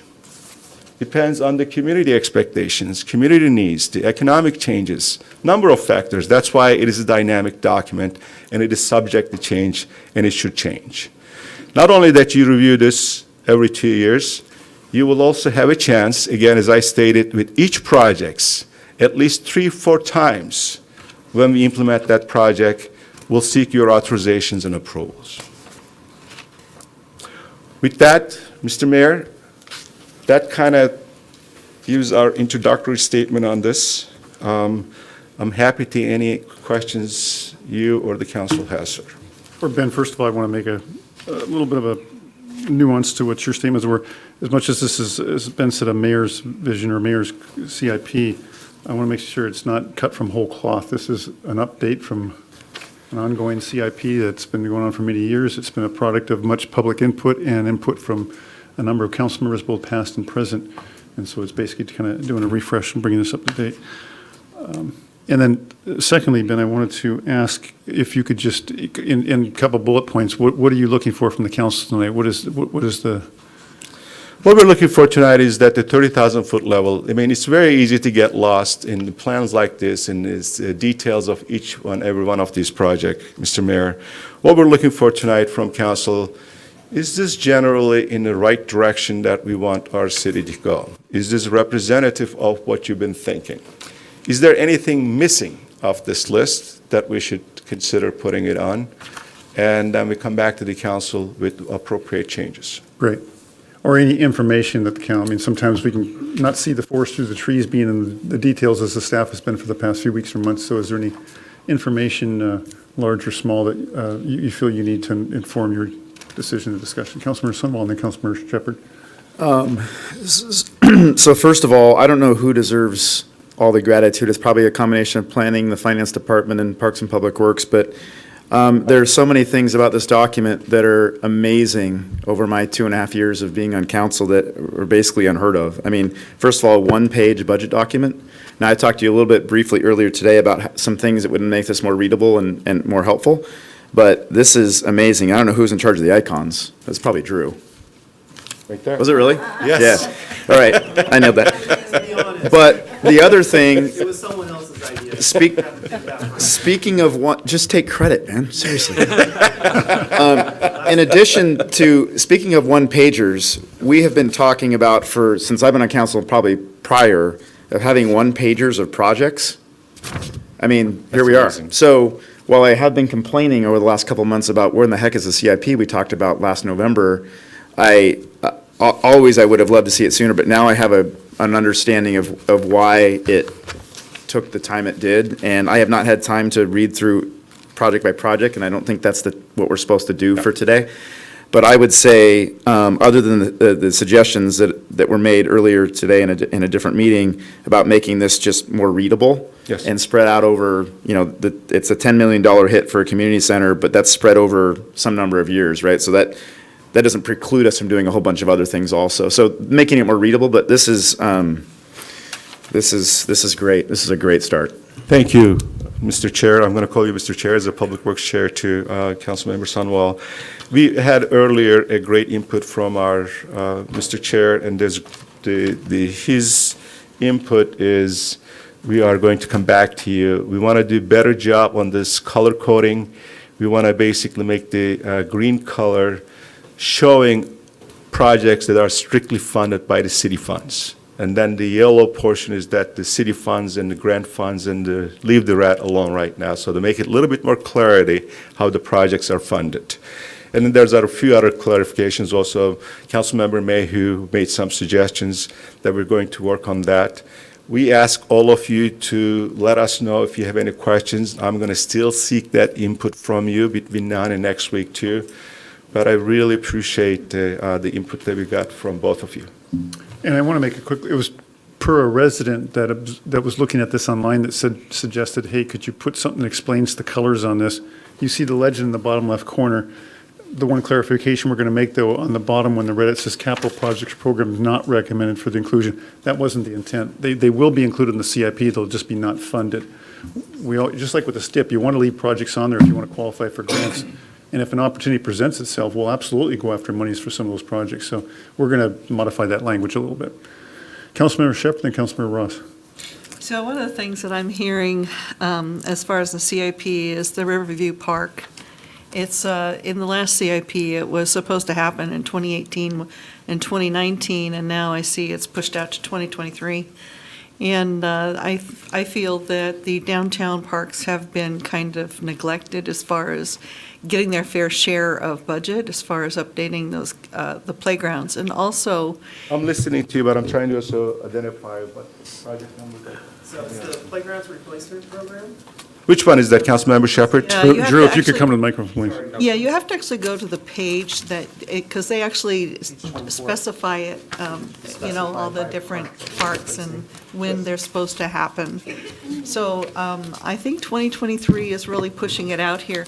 And I know that Nicole has talked about, there's some conflict as far as some of the Riverwalk work and that park, but I'd really like to see us push through that and get that park updated sooner instead of waiting until 2023. I think it's too long to wait. I think it's great input. That's the kind of input we're seeking from you. Yeah. The Councilmember Shepherd, that apparently that project is tied into somehow with our Riverwalk project at the same time. So Right. when we accelerate the one, we'll take a look at the other one and then see how the funding works and see if we can make it work. We'll let you know. And yeah, I'd like to see some real research on how can we disconnect the two so that we can get a park going for the kids in Good downtown. point. We'll do that. I'm trying to find the page, I'm sorry, guys. I'm looking. It's the page 24, Mr. Mayor. Okay, so, because what I suspect is going on here, and I need to verify with Larry or one of the parks guys, there were improvements that were made to the Riverview Park. It may be two distinct and different improvements on the CIP to the same park. And what I mean is there's one in the existing park, but as you know, we've acquired the houses and properties to the north of that, and as part of the river trail, and it's the improvements to that section that's an entirely different, new improvement. So again, it's two different kinds of projects. We're definitely hearing from the community, though, that they feel that that park needs to have some improvement. It did have improvements, that's my point. But I'm saying, they're still saying that it needs more Yeah. improvement. Yeah. It's the additions that are different. I didn't see who was right, or I think Councilmember Ross, you had your hand up first, and anyone else other than Councilmember Mayhew? We'll follow up with you. Okay, then call. Councilmember Ross. So I'm wondering, so there was state funding for the Riverview Park acquisition and development for $290,000. So I'm wondering if that applies to that park, or is that part of? Riverview Riverwalk or Park, what it- it's the walkway part of the project, not the park component. That's what it was, the state funding was for? Right. And then, is it the RCO grant or the? So are you referencing the riverfront acquisition and demolition? Yeah, well, it says Riverview Park acquisition and development. It was a wildlife grant. So I think, unfortunately, Nicole is not here today, so we'll take a note of that question and try to come back at the next meeting to answer that for you. Can that be addressed on Tuesday at Parks and Public Works? So you think that's possible? Is this the Riverwalk Phase 3 project? you're Yes, talking I about, think so. Councilman? Okay. Is that the one you're talking about, Councilmember? No, I was Ross? just wondering about the Riverview Park. If this, it says the funding under Washington Wildlife Recreation Grant goes to Riverview Park acquisition and development. And so you may not have the state funding there, but I'm curious, it says $293,000. So if that's for the park development, or if that was something else as part of it. I need to get back to you on that one on the August 12th. Sounds like you can do it at the And Parks and then Public that's Works. related to that question also the Councilmember Shepherd is asking. so Right. I'll get back to I you. think there's a variety of activity that may have the label Riverview, so we need to know what goes with what. Councilmembers, as just a suggestion for efficiencies tonight, I think there will be opportunities to delve more deeply into each of these projects, and maybe, because I think I assume there's some familiarity with most of these, for most of you. Perhaps we need to identify the ones that you're not familiar with, and just do a deeper dive and have the staff, throw up photos or drone shots or whatever to do a briefing on what that project entails. For tonight, I guess we're looking less for diving into the details in each of these projects, because you can imagine that could be a 3-hour discussion, and more from a high level of, is this giving you enough information over the next few weeks to start digesting all this, or is there some information, financial, otherwise, that you're feeling is missing or a gap? And So can I finish? yes, please, go ahead. Part 2. Do these tie to the general government funds accounts 301 through 329? The 2020 and 2021 projects, which one we're talking Well, about? all the projects. So I think, there was an ordinance that states that these funds should be tied to non-utility CIP, and so it is, Yes, it is. The answer is correct, yes. so I didn't see an indication on which fund ties to each CIP. Is that- And that's the question that actually Councilmember Mayhew asked, and then we'll be doing some homework on that one, get back to you. Okay. There are about roughly 4 or 5 city funding sources contributing to this project. One of those is property tax, portion of your utility tax that you, by council policy, that you allocated to go into the capital funds. The gas tax obviously pays for the transportation funds, and then the real estate excise tax, portion of that goes into your capital funds to pay for the parks. And of course, And other in terms revenues, of- yeah, other revenue sources are things like grants or when you bond money. Right. Some of those funds are restricted per your budget, that waiting for this plan to be approved. And that's why I made a comment that the first 2 years of this plan is very critical. We need those funds to be unrestricted so that we can start the design phase of the number of projects as early as we can. Sir. Councilmember Mayhew, Councilmember Holloway, and then Councilmember Summel. So, I just want to share with the rest of the council, just to be clear, the comment that, the request that I've made, and which I understand the administration has agreed to, is to help us understand, and it's along the lines of, I think the question that was just asked about how this matches up to funds and so on, is to put a schedule together, and I think I described a relatively simple schedule. They can fit on one page that I think will do the job for us. We'll see. I wasn't trying to dictate exactly what it would look like, but I thought the information we needed was help us know for these different projects. I think we need to know by year. And I think we need to know how much is funded by the annual non-operating revenue sources, such as the ones that Ben was just describing. How much is going to be funded by city fund balance? That is money that's already in the bank.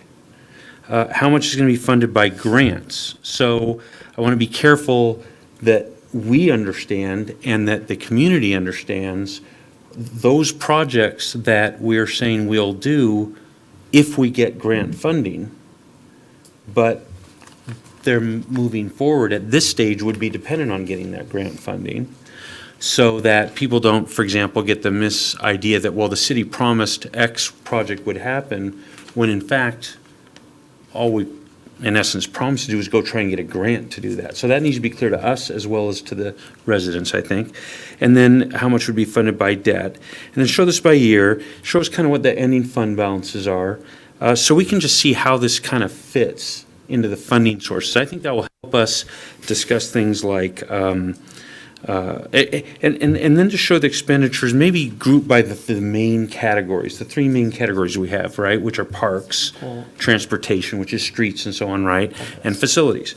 And so that we can kind of assess the sustainability of this proposal. So we can assess the priorities and choices that are being shown. And I think this gets back to, I share Councilmember Shepherd's question about particular parks, for example. I think there's a policy decision there about, we have 39 city parks? 40, I believe. 40 city parks. And so, which ones are being prioritized for when they're being refurbished, and how does that fit in? And, is there a park, for example, Riverfront, that needs something now? And if we see that from a policy perspective, we might say, hey, we want to see that one escalated up the price sooner. Help us make these policy decisions. I, for one, am not so interested in diving into the details of, is it going to be a 4-swing contraption, or is it going to be 3 swings plus a slide? I don't know that that's really the kind of policy level that we want to get into. But help us kind of make these policy level decisions. So that's kind of a big different kind of chart with the numbers that I, for one, feel I would need to see in order to get to agreeing to the specific proposals, and would help me sort of say, oh, well, yeah, that looks great, or wait, why don't we reprioritize that one, or that sort of thing. And then I think it goes straight to the point, because I agree on these parks. I'd like to see that information on the parks. Frankly, I'd really love for that to go through the Parks and Public Works Committee, if you can do that. I'd really like to hear that committee, which has been working with this all along, being able to tell the rest of the council, hey, this is consistent, or this represents a big change and we agree with it, or we're concerned about it, or whatever. I think that kind of input would be really helpful to me from Parks and Public Works. But especially with these parks, I share the concern, and maybe you could tell us, or tell Parks and Public Works, if you've made a decision to combine two projects, which means potentially something like Riverfront's being pushed out a few years. Maybe that's true, maybe that isn't. But if so, tell us how much you're talking about saving. You're talking about saving $1 million, or you're talking about saving 1,000, because we might want to make a policy decision that says, no, we'll spend the extra 1,000 because we think that needs to be done sooner. Help us kind of understand that a bit. It would be my request. I would answer that question tonight had I known the specific funding sources for each one of those projects. Sometimes you can combine them and get a great efficient results. Sometimes you got funding restrictions for what you're trying to do. So, but if we can get around that one by saying Schedule A for this, Schedule B for this. But let me spend a little time, dive into the details, and then I get back to you on that one. Councilor Mayhew, it sounded to me like you were less, well, certainly interested for each project, but you're more interested in just sort of the summaries. I mean, here's the overall expenses going out. What are the summary revenue sources, and where are they coming from? Where it's total debt that's funding all this? How much is coming from those ongoing sustainable revenues? How much from existing balances? That's what I'm saying, Mayor. You're exactly right. And the reason I say it like that is I know that every individual park project is going to go through Parks and Public Works Committee when you actually go out, and that's a chance to really look and make sure you've got maybe some of the more details right. And I know that'll come back in front of council. So I'm you know, if we know that we want to do this park and we've got the priorities right and we've got the spending commitment right, I think that's what we need for the CIP. Then trusting the details of each park will kind of come forward as they happen. Because then it goes to the heart of Councilmember Lasay's question earlier, which is a great question he asked, is, you know, before you commit to a community center, you want to see the big picture. The big picture, To know that you're meeting the council goal on attending to all of the city, that city infrastructure. I want to be able to see that. I want all of us and the residents to be able to see that in a summarized way where that becomes clear to them. It becomes clear to us. Mr. Mayor. Councilmember Sunwall, and Ben, did you want to say something? Sorry. I think that each project has a specific funding source. And then Councilmember Mayhew is basically suggesting that you did a good job summarizing here, but summarize it for me on a single page here so I can see where the funds, new sources are coming. And I can get into details. Actually, I have it in front of me in terms of where the funding sources are come, but I think we will get lost in the weeds if I get into it tonight. But next time when we get to it, we have cash balances. We're going to use a portion of it, transportation fees and taxes, utility fees and taxes, real estate excise tax, non-recurring sales tax, grants, and other sources. Other sources, we have some development agreements. They also made a commitment to pay a portion of the projects. For example, signal crossings that we have roughly $360,000 commitment from our houses to pay for that one. I don't want to get into details tonight to get lost on the weeds. I just wanted to introduce you to plan to kind of get your sense that are we in the right direction, or couple projects should we decouple them? Should we, you know, make them together, combine them, and see if we can get any savings on this one. So, thank you. Councilmember Sunwall, and then Councilmember Holloway and Councilmember Shepherd. So just mostly so I'm clear, I think what you're asking for us, not tonight, but in the grand scheme of things, is in order to have this approved in the coming weeks rather than the coming months or quarters, the financial picture that's being asked for is critical, because that's going to help. So you guys are your own best friends on getting this through based on how close you're able to come on the financial picture that Councilmember Mayhew identified earlier today and again tonight. No pressure.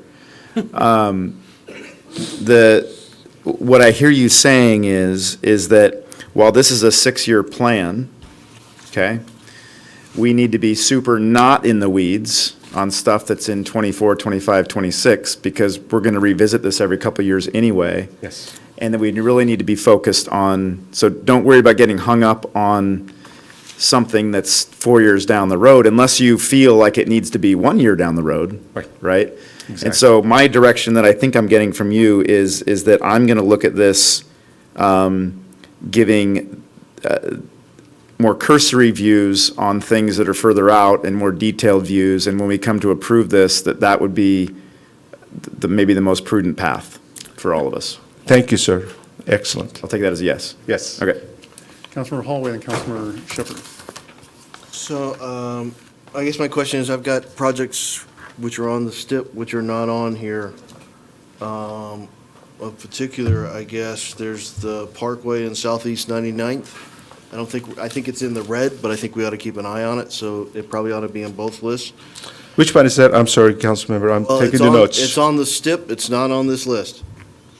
The And- Parkway in Southeast 99th. The Parkway is on this list. Is the Parkway in Southeast 99th in the Parkway? So I guess I'm just trying to correlate the We'll note STIP We'll note it. to here. I don't see the 202 bridge. Yeah, no, we had the same discussion earlier, kind of debating as to whether they should be fully integrated or separate, because there is it's kind of like maybe either or, either get all the STIP ones off of this list or put them in, all of them in here. You're half and half here. Some are on and some aren't, and We'll check all of them and We make sure. compare 'em. Yeah. put them on there to make it easier, because, 202 Bridge, Newton Parkway, we shouldn't lose track of that, and you might even want to put I-90 on there as long as we're worrying about it. But Newton Parkway is, We'll double check them. Yeah. Okay. We'll take care of it. anything else that you noticed that, Council? look at the correlation between the STIP And that, and that. Some of the STIP items may be utility, okay. and I concur they shouldn't be on the list, but others aren't utility, and they probably should be on the list for consistency. Yes. All right, that's exactly the kind of information we're looking for tonight, or feedback, so, thank you. Councilmember Shepherd. So I know that you've explained this, but I find it still slightly confusing, so I'm looking at this sheet here. And in the pink area, you have Gene Hansen Park Lights Project, and that is supposed to indicate, that color, that capital projects or programs not recommended for inclusion in the SIP, but you said that that's not exactly correct, and what did you say that meant, if it's in the red? What did I say that you said, Ben? That was actually me that said it. Unfunded. If it's in the red, we think that it's an important project. We think that this is going to benefit the community. It is consistent with the council's goals. We just don't have a good funding strategy identified yet. So, Or Councilmember Shepherd, I would actually add to that, because the Jeannie Hansen one we know is controversial. It's probably split in terms of people in the community. So I'm not even going to say it's necessarily an important project. I just know it's been one that's been raised by council members and others. Right. And I didn't feel it was my place to strip it off and make it go away. Right. So I've left it on here. It's not funded, not planned. I haven't heard any council members saying, let's do that next year. But I'm leaving it on there as because more as an item that we need to come back and discuss or look at further. And I need direction from the council maybe in the next year if they want to just say, you know what, we're not going to do that, take it off the list. and, okay, so before we move on from that topic, I noticed that in the pages, it's actually got a date that is scheduled to happen in its detail page. So it sounds like it's coming up quickly. So I'm a little concerned about the scheduling. So it was proposed for that date. However, if you look under the funding sources, Of that page. table, in essence, it states that it's not currently funded for the 6-year period. So we haven't necessarily assigned any city dollars, for example, towards the construction of that asset within the year in which it was proposed. So we kind of got mixed messages going on, though, as far as it is happening as of a certain date, and it's not. No, let me clarify that a little bit. There's two things. One is that obviously the funding and the council priorities. No project is going to be in this list or going to be taken out of the list unless the council is in agreement to it. So that has to do with the funding. So the red category, we don't know the funding. But we also had to do internally, Councilmember Shepherd, if we had the funding, how could we distribute this project evenly? If we had a funding, if the projects are approved by the council, can we physically deliver those projects? Do we have an internal capacity to be able to do it? So that's what you see, that it says that this particular date is going to be done, and just below says there's no funding.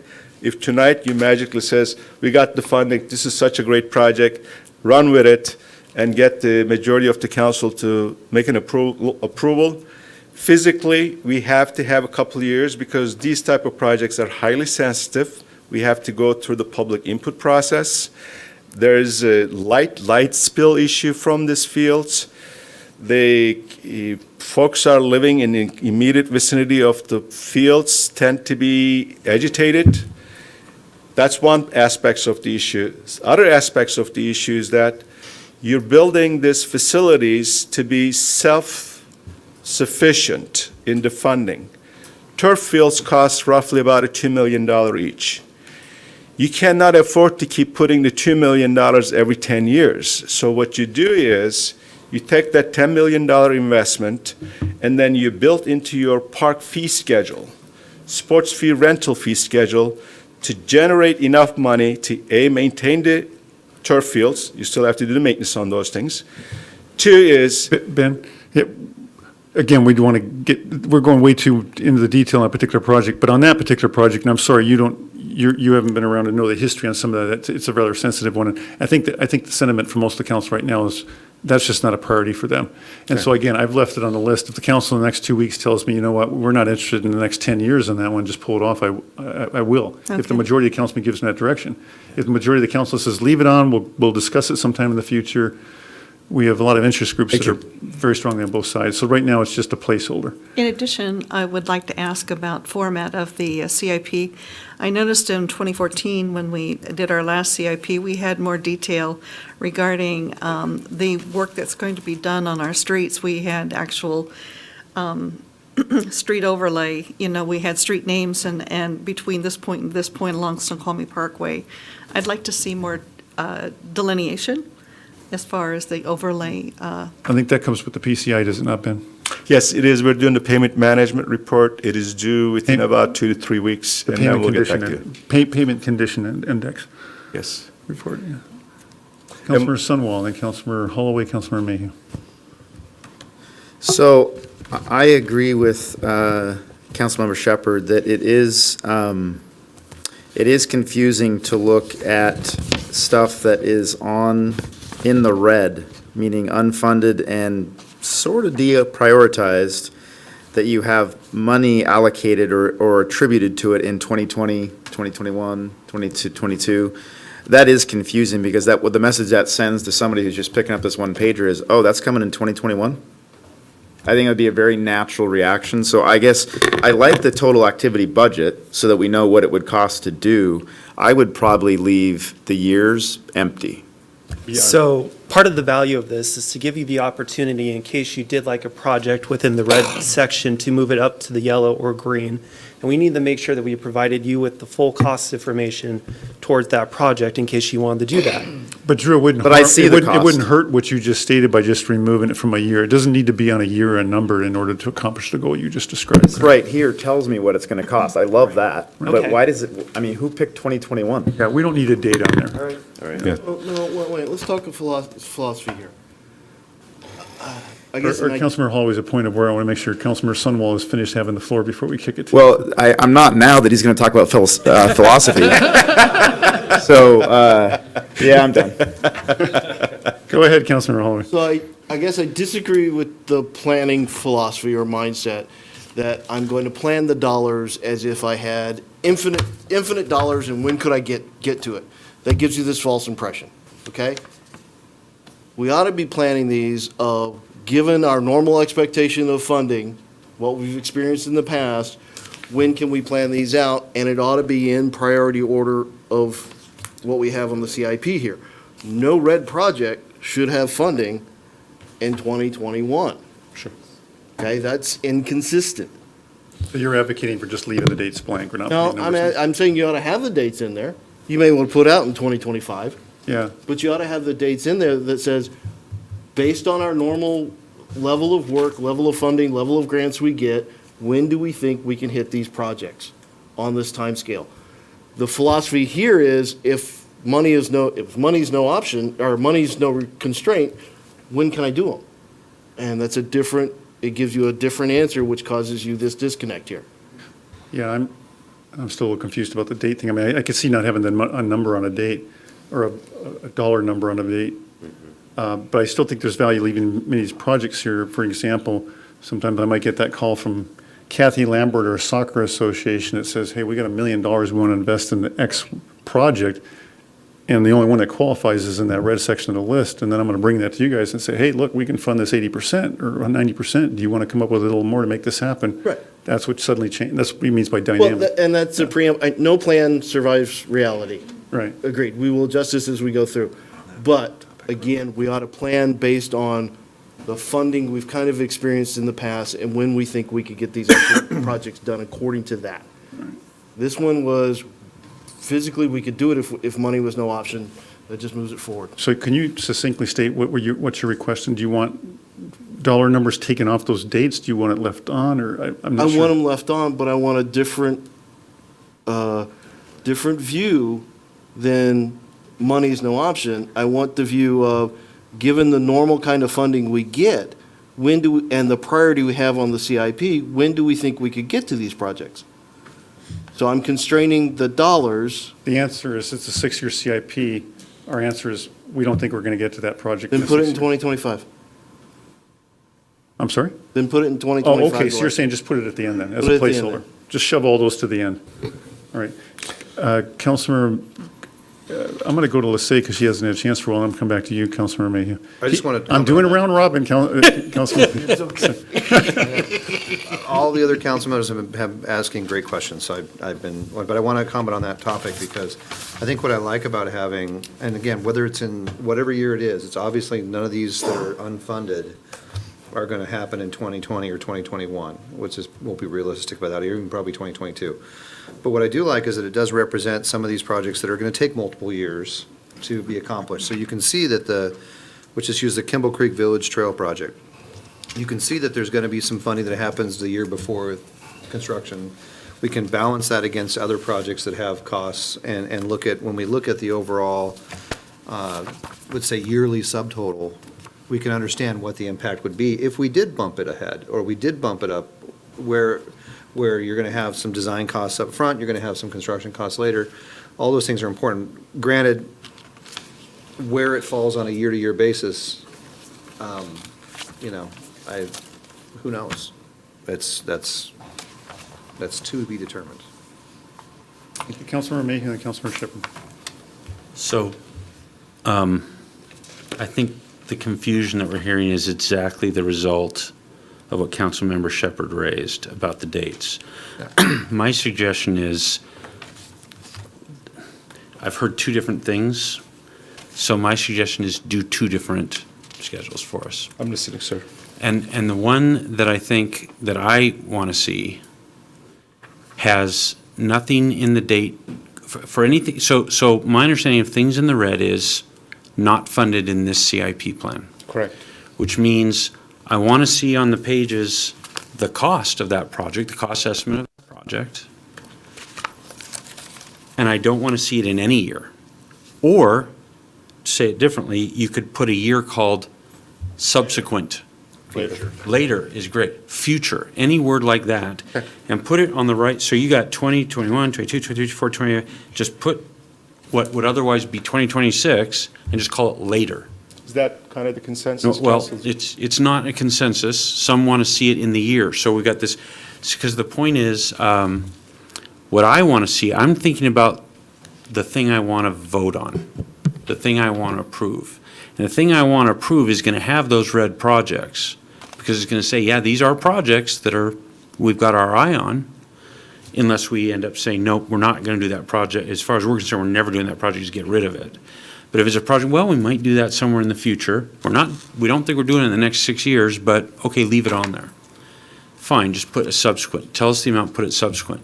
Others are interested in what you have, which personally I think should just be your internal records, and you bring them out if we ask, but on when the earliest you could get to them. Because what I want to be able to approve is something that says this is our intention.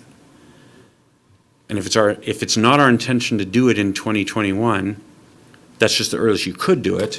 Well, if it's not our intention, I don't want it in there in the thing that we approve.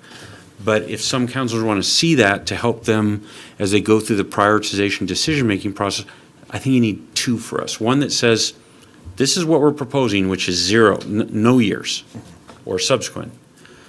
And then you've got another one for those red ones that says, well, if you want to pull it forward, here's the earliest we could do it. That's, I think you got two versions, you meet both needs. But I also want to say, Councilmember Shepherd made another point that I thought was very important is, if there's any date on a red project. Gives a misconception. It gives a misconception. And so if you could scrub this and get those dates out, say it's, or just say future or post 2025, something like that, get that date out of there so that the end product that we approve just has that project, but there's nothing here that would confuse someone that we've somehow decided to move forward with it. Councilmember Holloway, Mr. Mayor, you're okay with this suggestion? Not totally, no. I'm okay with the future column. If, however, our normal experience is we contribute $4 million a year to capital projects and we get, I'll be generous, $8 million in grants to support those, I want to see a plan that schedules out according to that. Okay. What we expect our budget can support. I'm just saying, Well, no, I'm saying, but case in point, this project was, you could do it now if money came. I don't want that because that'll happen as we get into this. Again, we'll get some sale, Mercer Island had one sale that generated enough sales tax for a community center. Jumped the community center right up on top of the list at their time. I don't think we'll get that, but who knows? And so this plan will change as the funding actually comes about. But I just want us to do the planning that says, our normal funding profile is this. Close. What can we support in capital projects moving forward? And that leads us into our biennial budget discussions to say, we showed you a capital plan that had X amount of city dollars going into, you said yes, that ought to be our starting point, and we get into the biennial budget discussion. Mr. Mayor. They tie together, but I'm talking too much. Mayor. Second? I mean, I guess, Point of order was not a motion, council members out of order. My mistake, I thought I heard a motion. I think to Councilmember Holloway's point, I'm not too concerned if there's a date. I mean, we could put a color code or something like you said, Councilmember Mayhew. But I think what's going to drive it, I think what you're hinting at, Councilmember Holloway, is, again, if that soccer association or Kathy Lambert or someone suddenly comes and says, here's $1 million for a specific project, it's likely going to be the timeline of that grant that's going to drive the opportunity. And then we're going to come to you and say, hey, do you want this money? And here's when we would need to do it. Then we plug it in, make the adjustment. Right, and plus if it shows $10 million in 2021 and 5 and all the rest of the years, we got an issue. Yeah. Okay? So Whether a date is there or not is not going to make any difference on your flexibility as a council to make decisions and changes.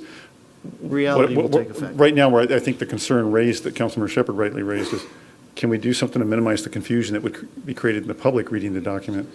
So I think we'd be better just make it as clean as possible. Does that sound okay to you, Councilmember Mayhew?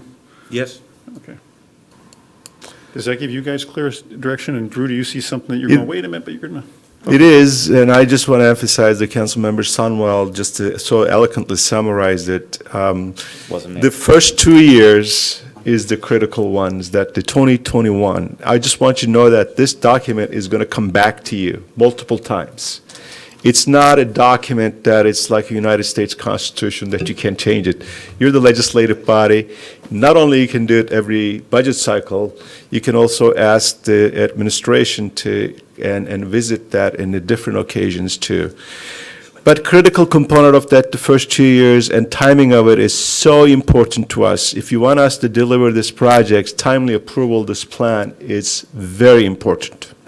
I just want to emphasize that, Mr. Mayor. Thank you, Ben. Councilmember Shepherd, and I think I can't remember which one was first. Okay, Councilmember Jeans and Councilmember Ross. Councilmember Shepherd? Okay, so I think that the community center expansion project should probably be in the yellow Councilmember instead Shepherd, of. could you? Oh, I think that the community center expansion project should be in the yellow, And I would like to take the all-inclusive playground project out of the yellow and put it into the green. And in order to balance the money, I would like to have the money coming away from the community center expansion project. And I'd like to have that timing be as soon as possible and not wait for any kind of matching grants. I'd like to see us just pay for it and get it done. Or Ben, before you, Council, I just want to say again, it's your meeting, so you can take it where you want, but if we're going to start negotiating, we're going to get quickly into the weeds, and you'll be negotiating, swapping, 40 projects around. So I think for tonight, again, we want to stay at that high level, get the feedback, get you out at a reasonable time tonight. But again, you can respond to Councilmember Sherwood you like. Councilmember Jeans and then Councilmember Ross. So I guess I'm sort of repeating what you said. I mean, this is an introduction, and we've been having very constructive discussions about high-level kinds of things. That's where we ought to do, and it's 8:30, we ought to go home.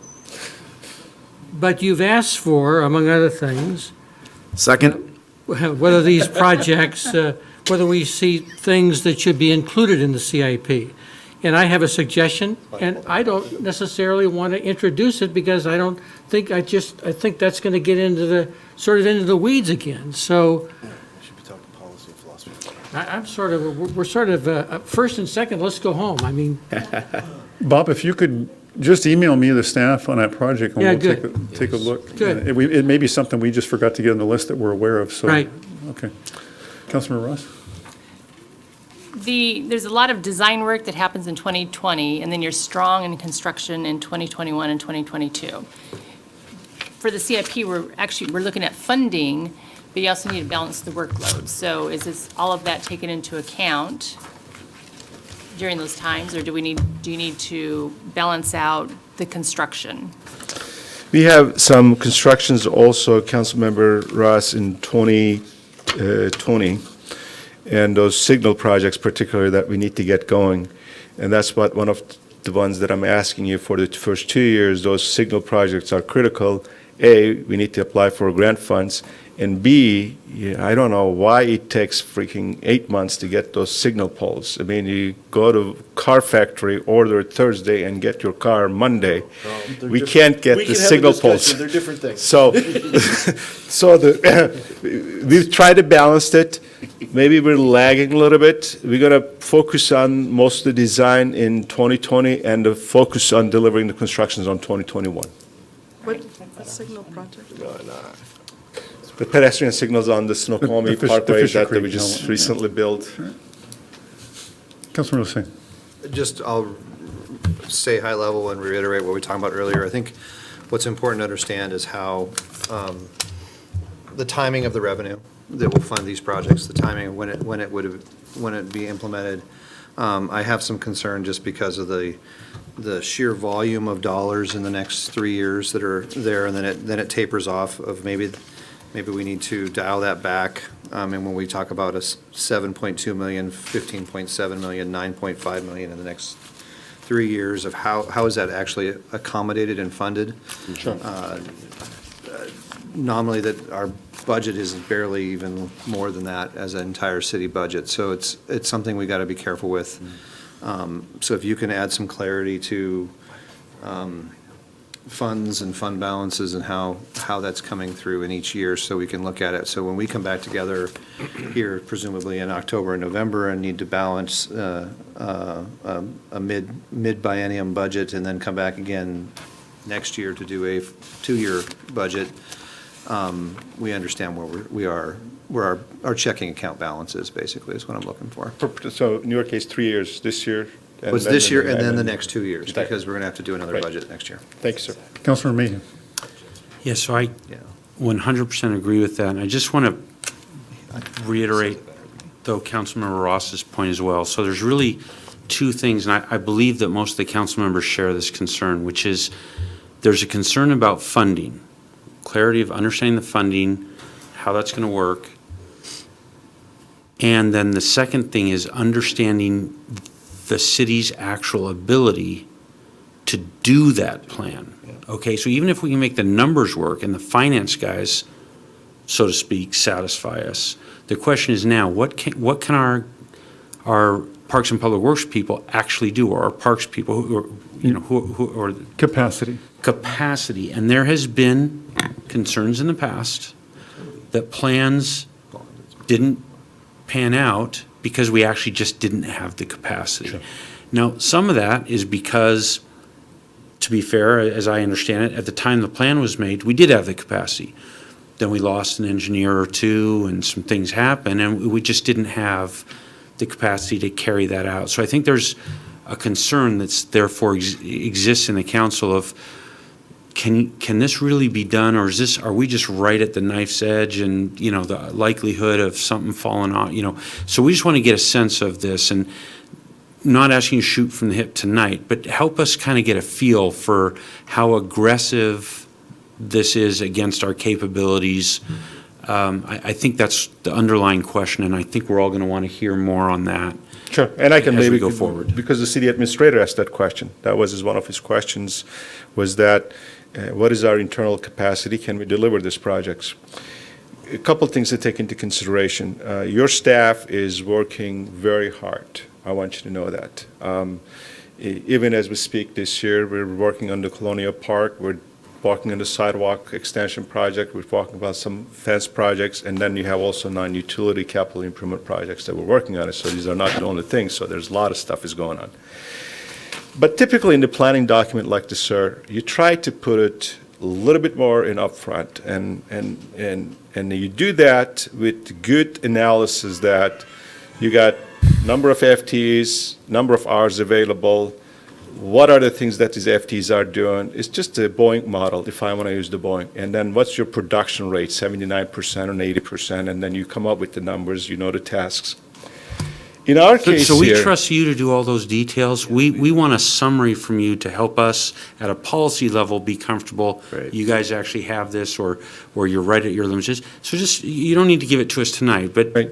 when you come forward with the years and the scheduling of the financial, understand we'll be asking that question as well. And then I just wanted to also say, I do want to say to the staff that's worked on this, I think despite the things we're asking for, please don't be unclear. This is a fantastic document. You have done a fantastic job, and I am really impressed. And you guys know I'm not shy about criticizing financial documents. You've done a great job, not just the financial guys, the planning people, and the parks. You've given us something to work with. We need some other things to really get through this, but you've given us a fantastic start. Thank you. Well done. Thank you, sir. Team is right here. Everybody worked on this one. They worked very hard on this. So were there a few key employees from these departments? Anyone in particular we should be focusing I on? just asked them all to stand up. They're all back here. Brian, Blaze, Jason, John, James, Drew, obviously the master, and then Take our a bow. finance director is right here Take a too. bow. Yep. Thank you. Right. Yeah. Thank you. Nicole Sanders also played a large part in this too, and Mark Hoffman did as well. And Robert. And Chief Carrera and Chief Phipps and. No, No, not so much. No. not tonight. Well, certainly Mark on the community center, but yeah. All right, Any other questions? all right. Councilmember Sono? I'd like to make a motion to conclude the meeting. Second. All right, a motion and a second to conclude the meeting tonight. Is there any discussion about that? Anyone object? Okay. With that, all in favor? Aye. Aye. Opposed? Motion's carried. Thank you. Thank you all. Have a good evening. First I got it.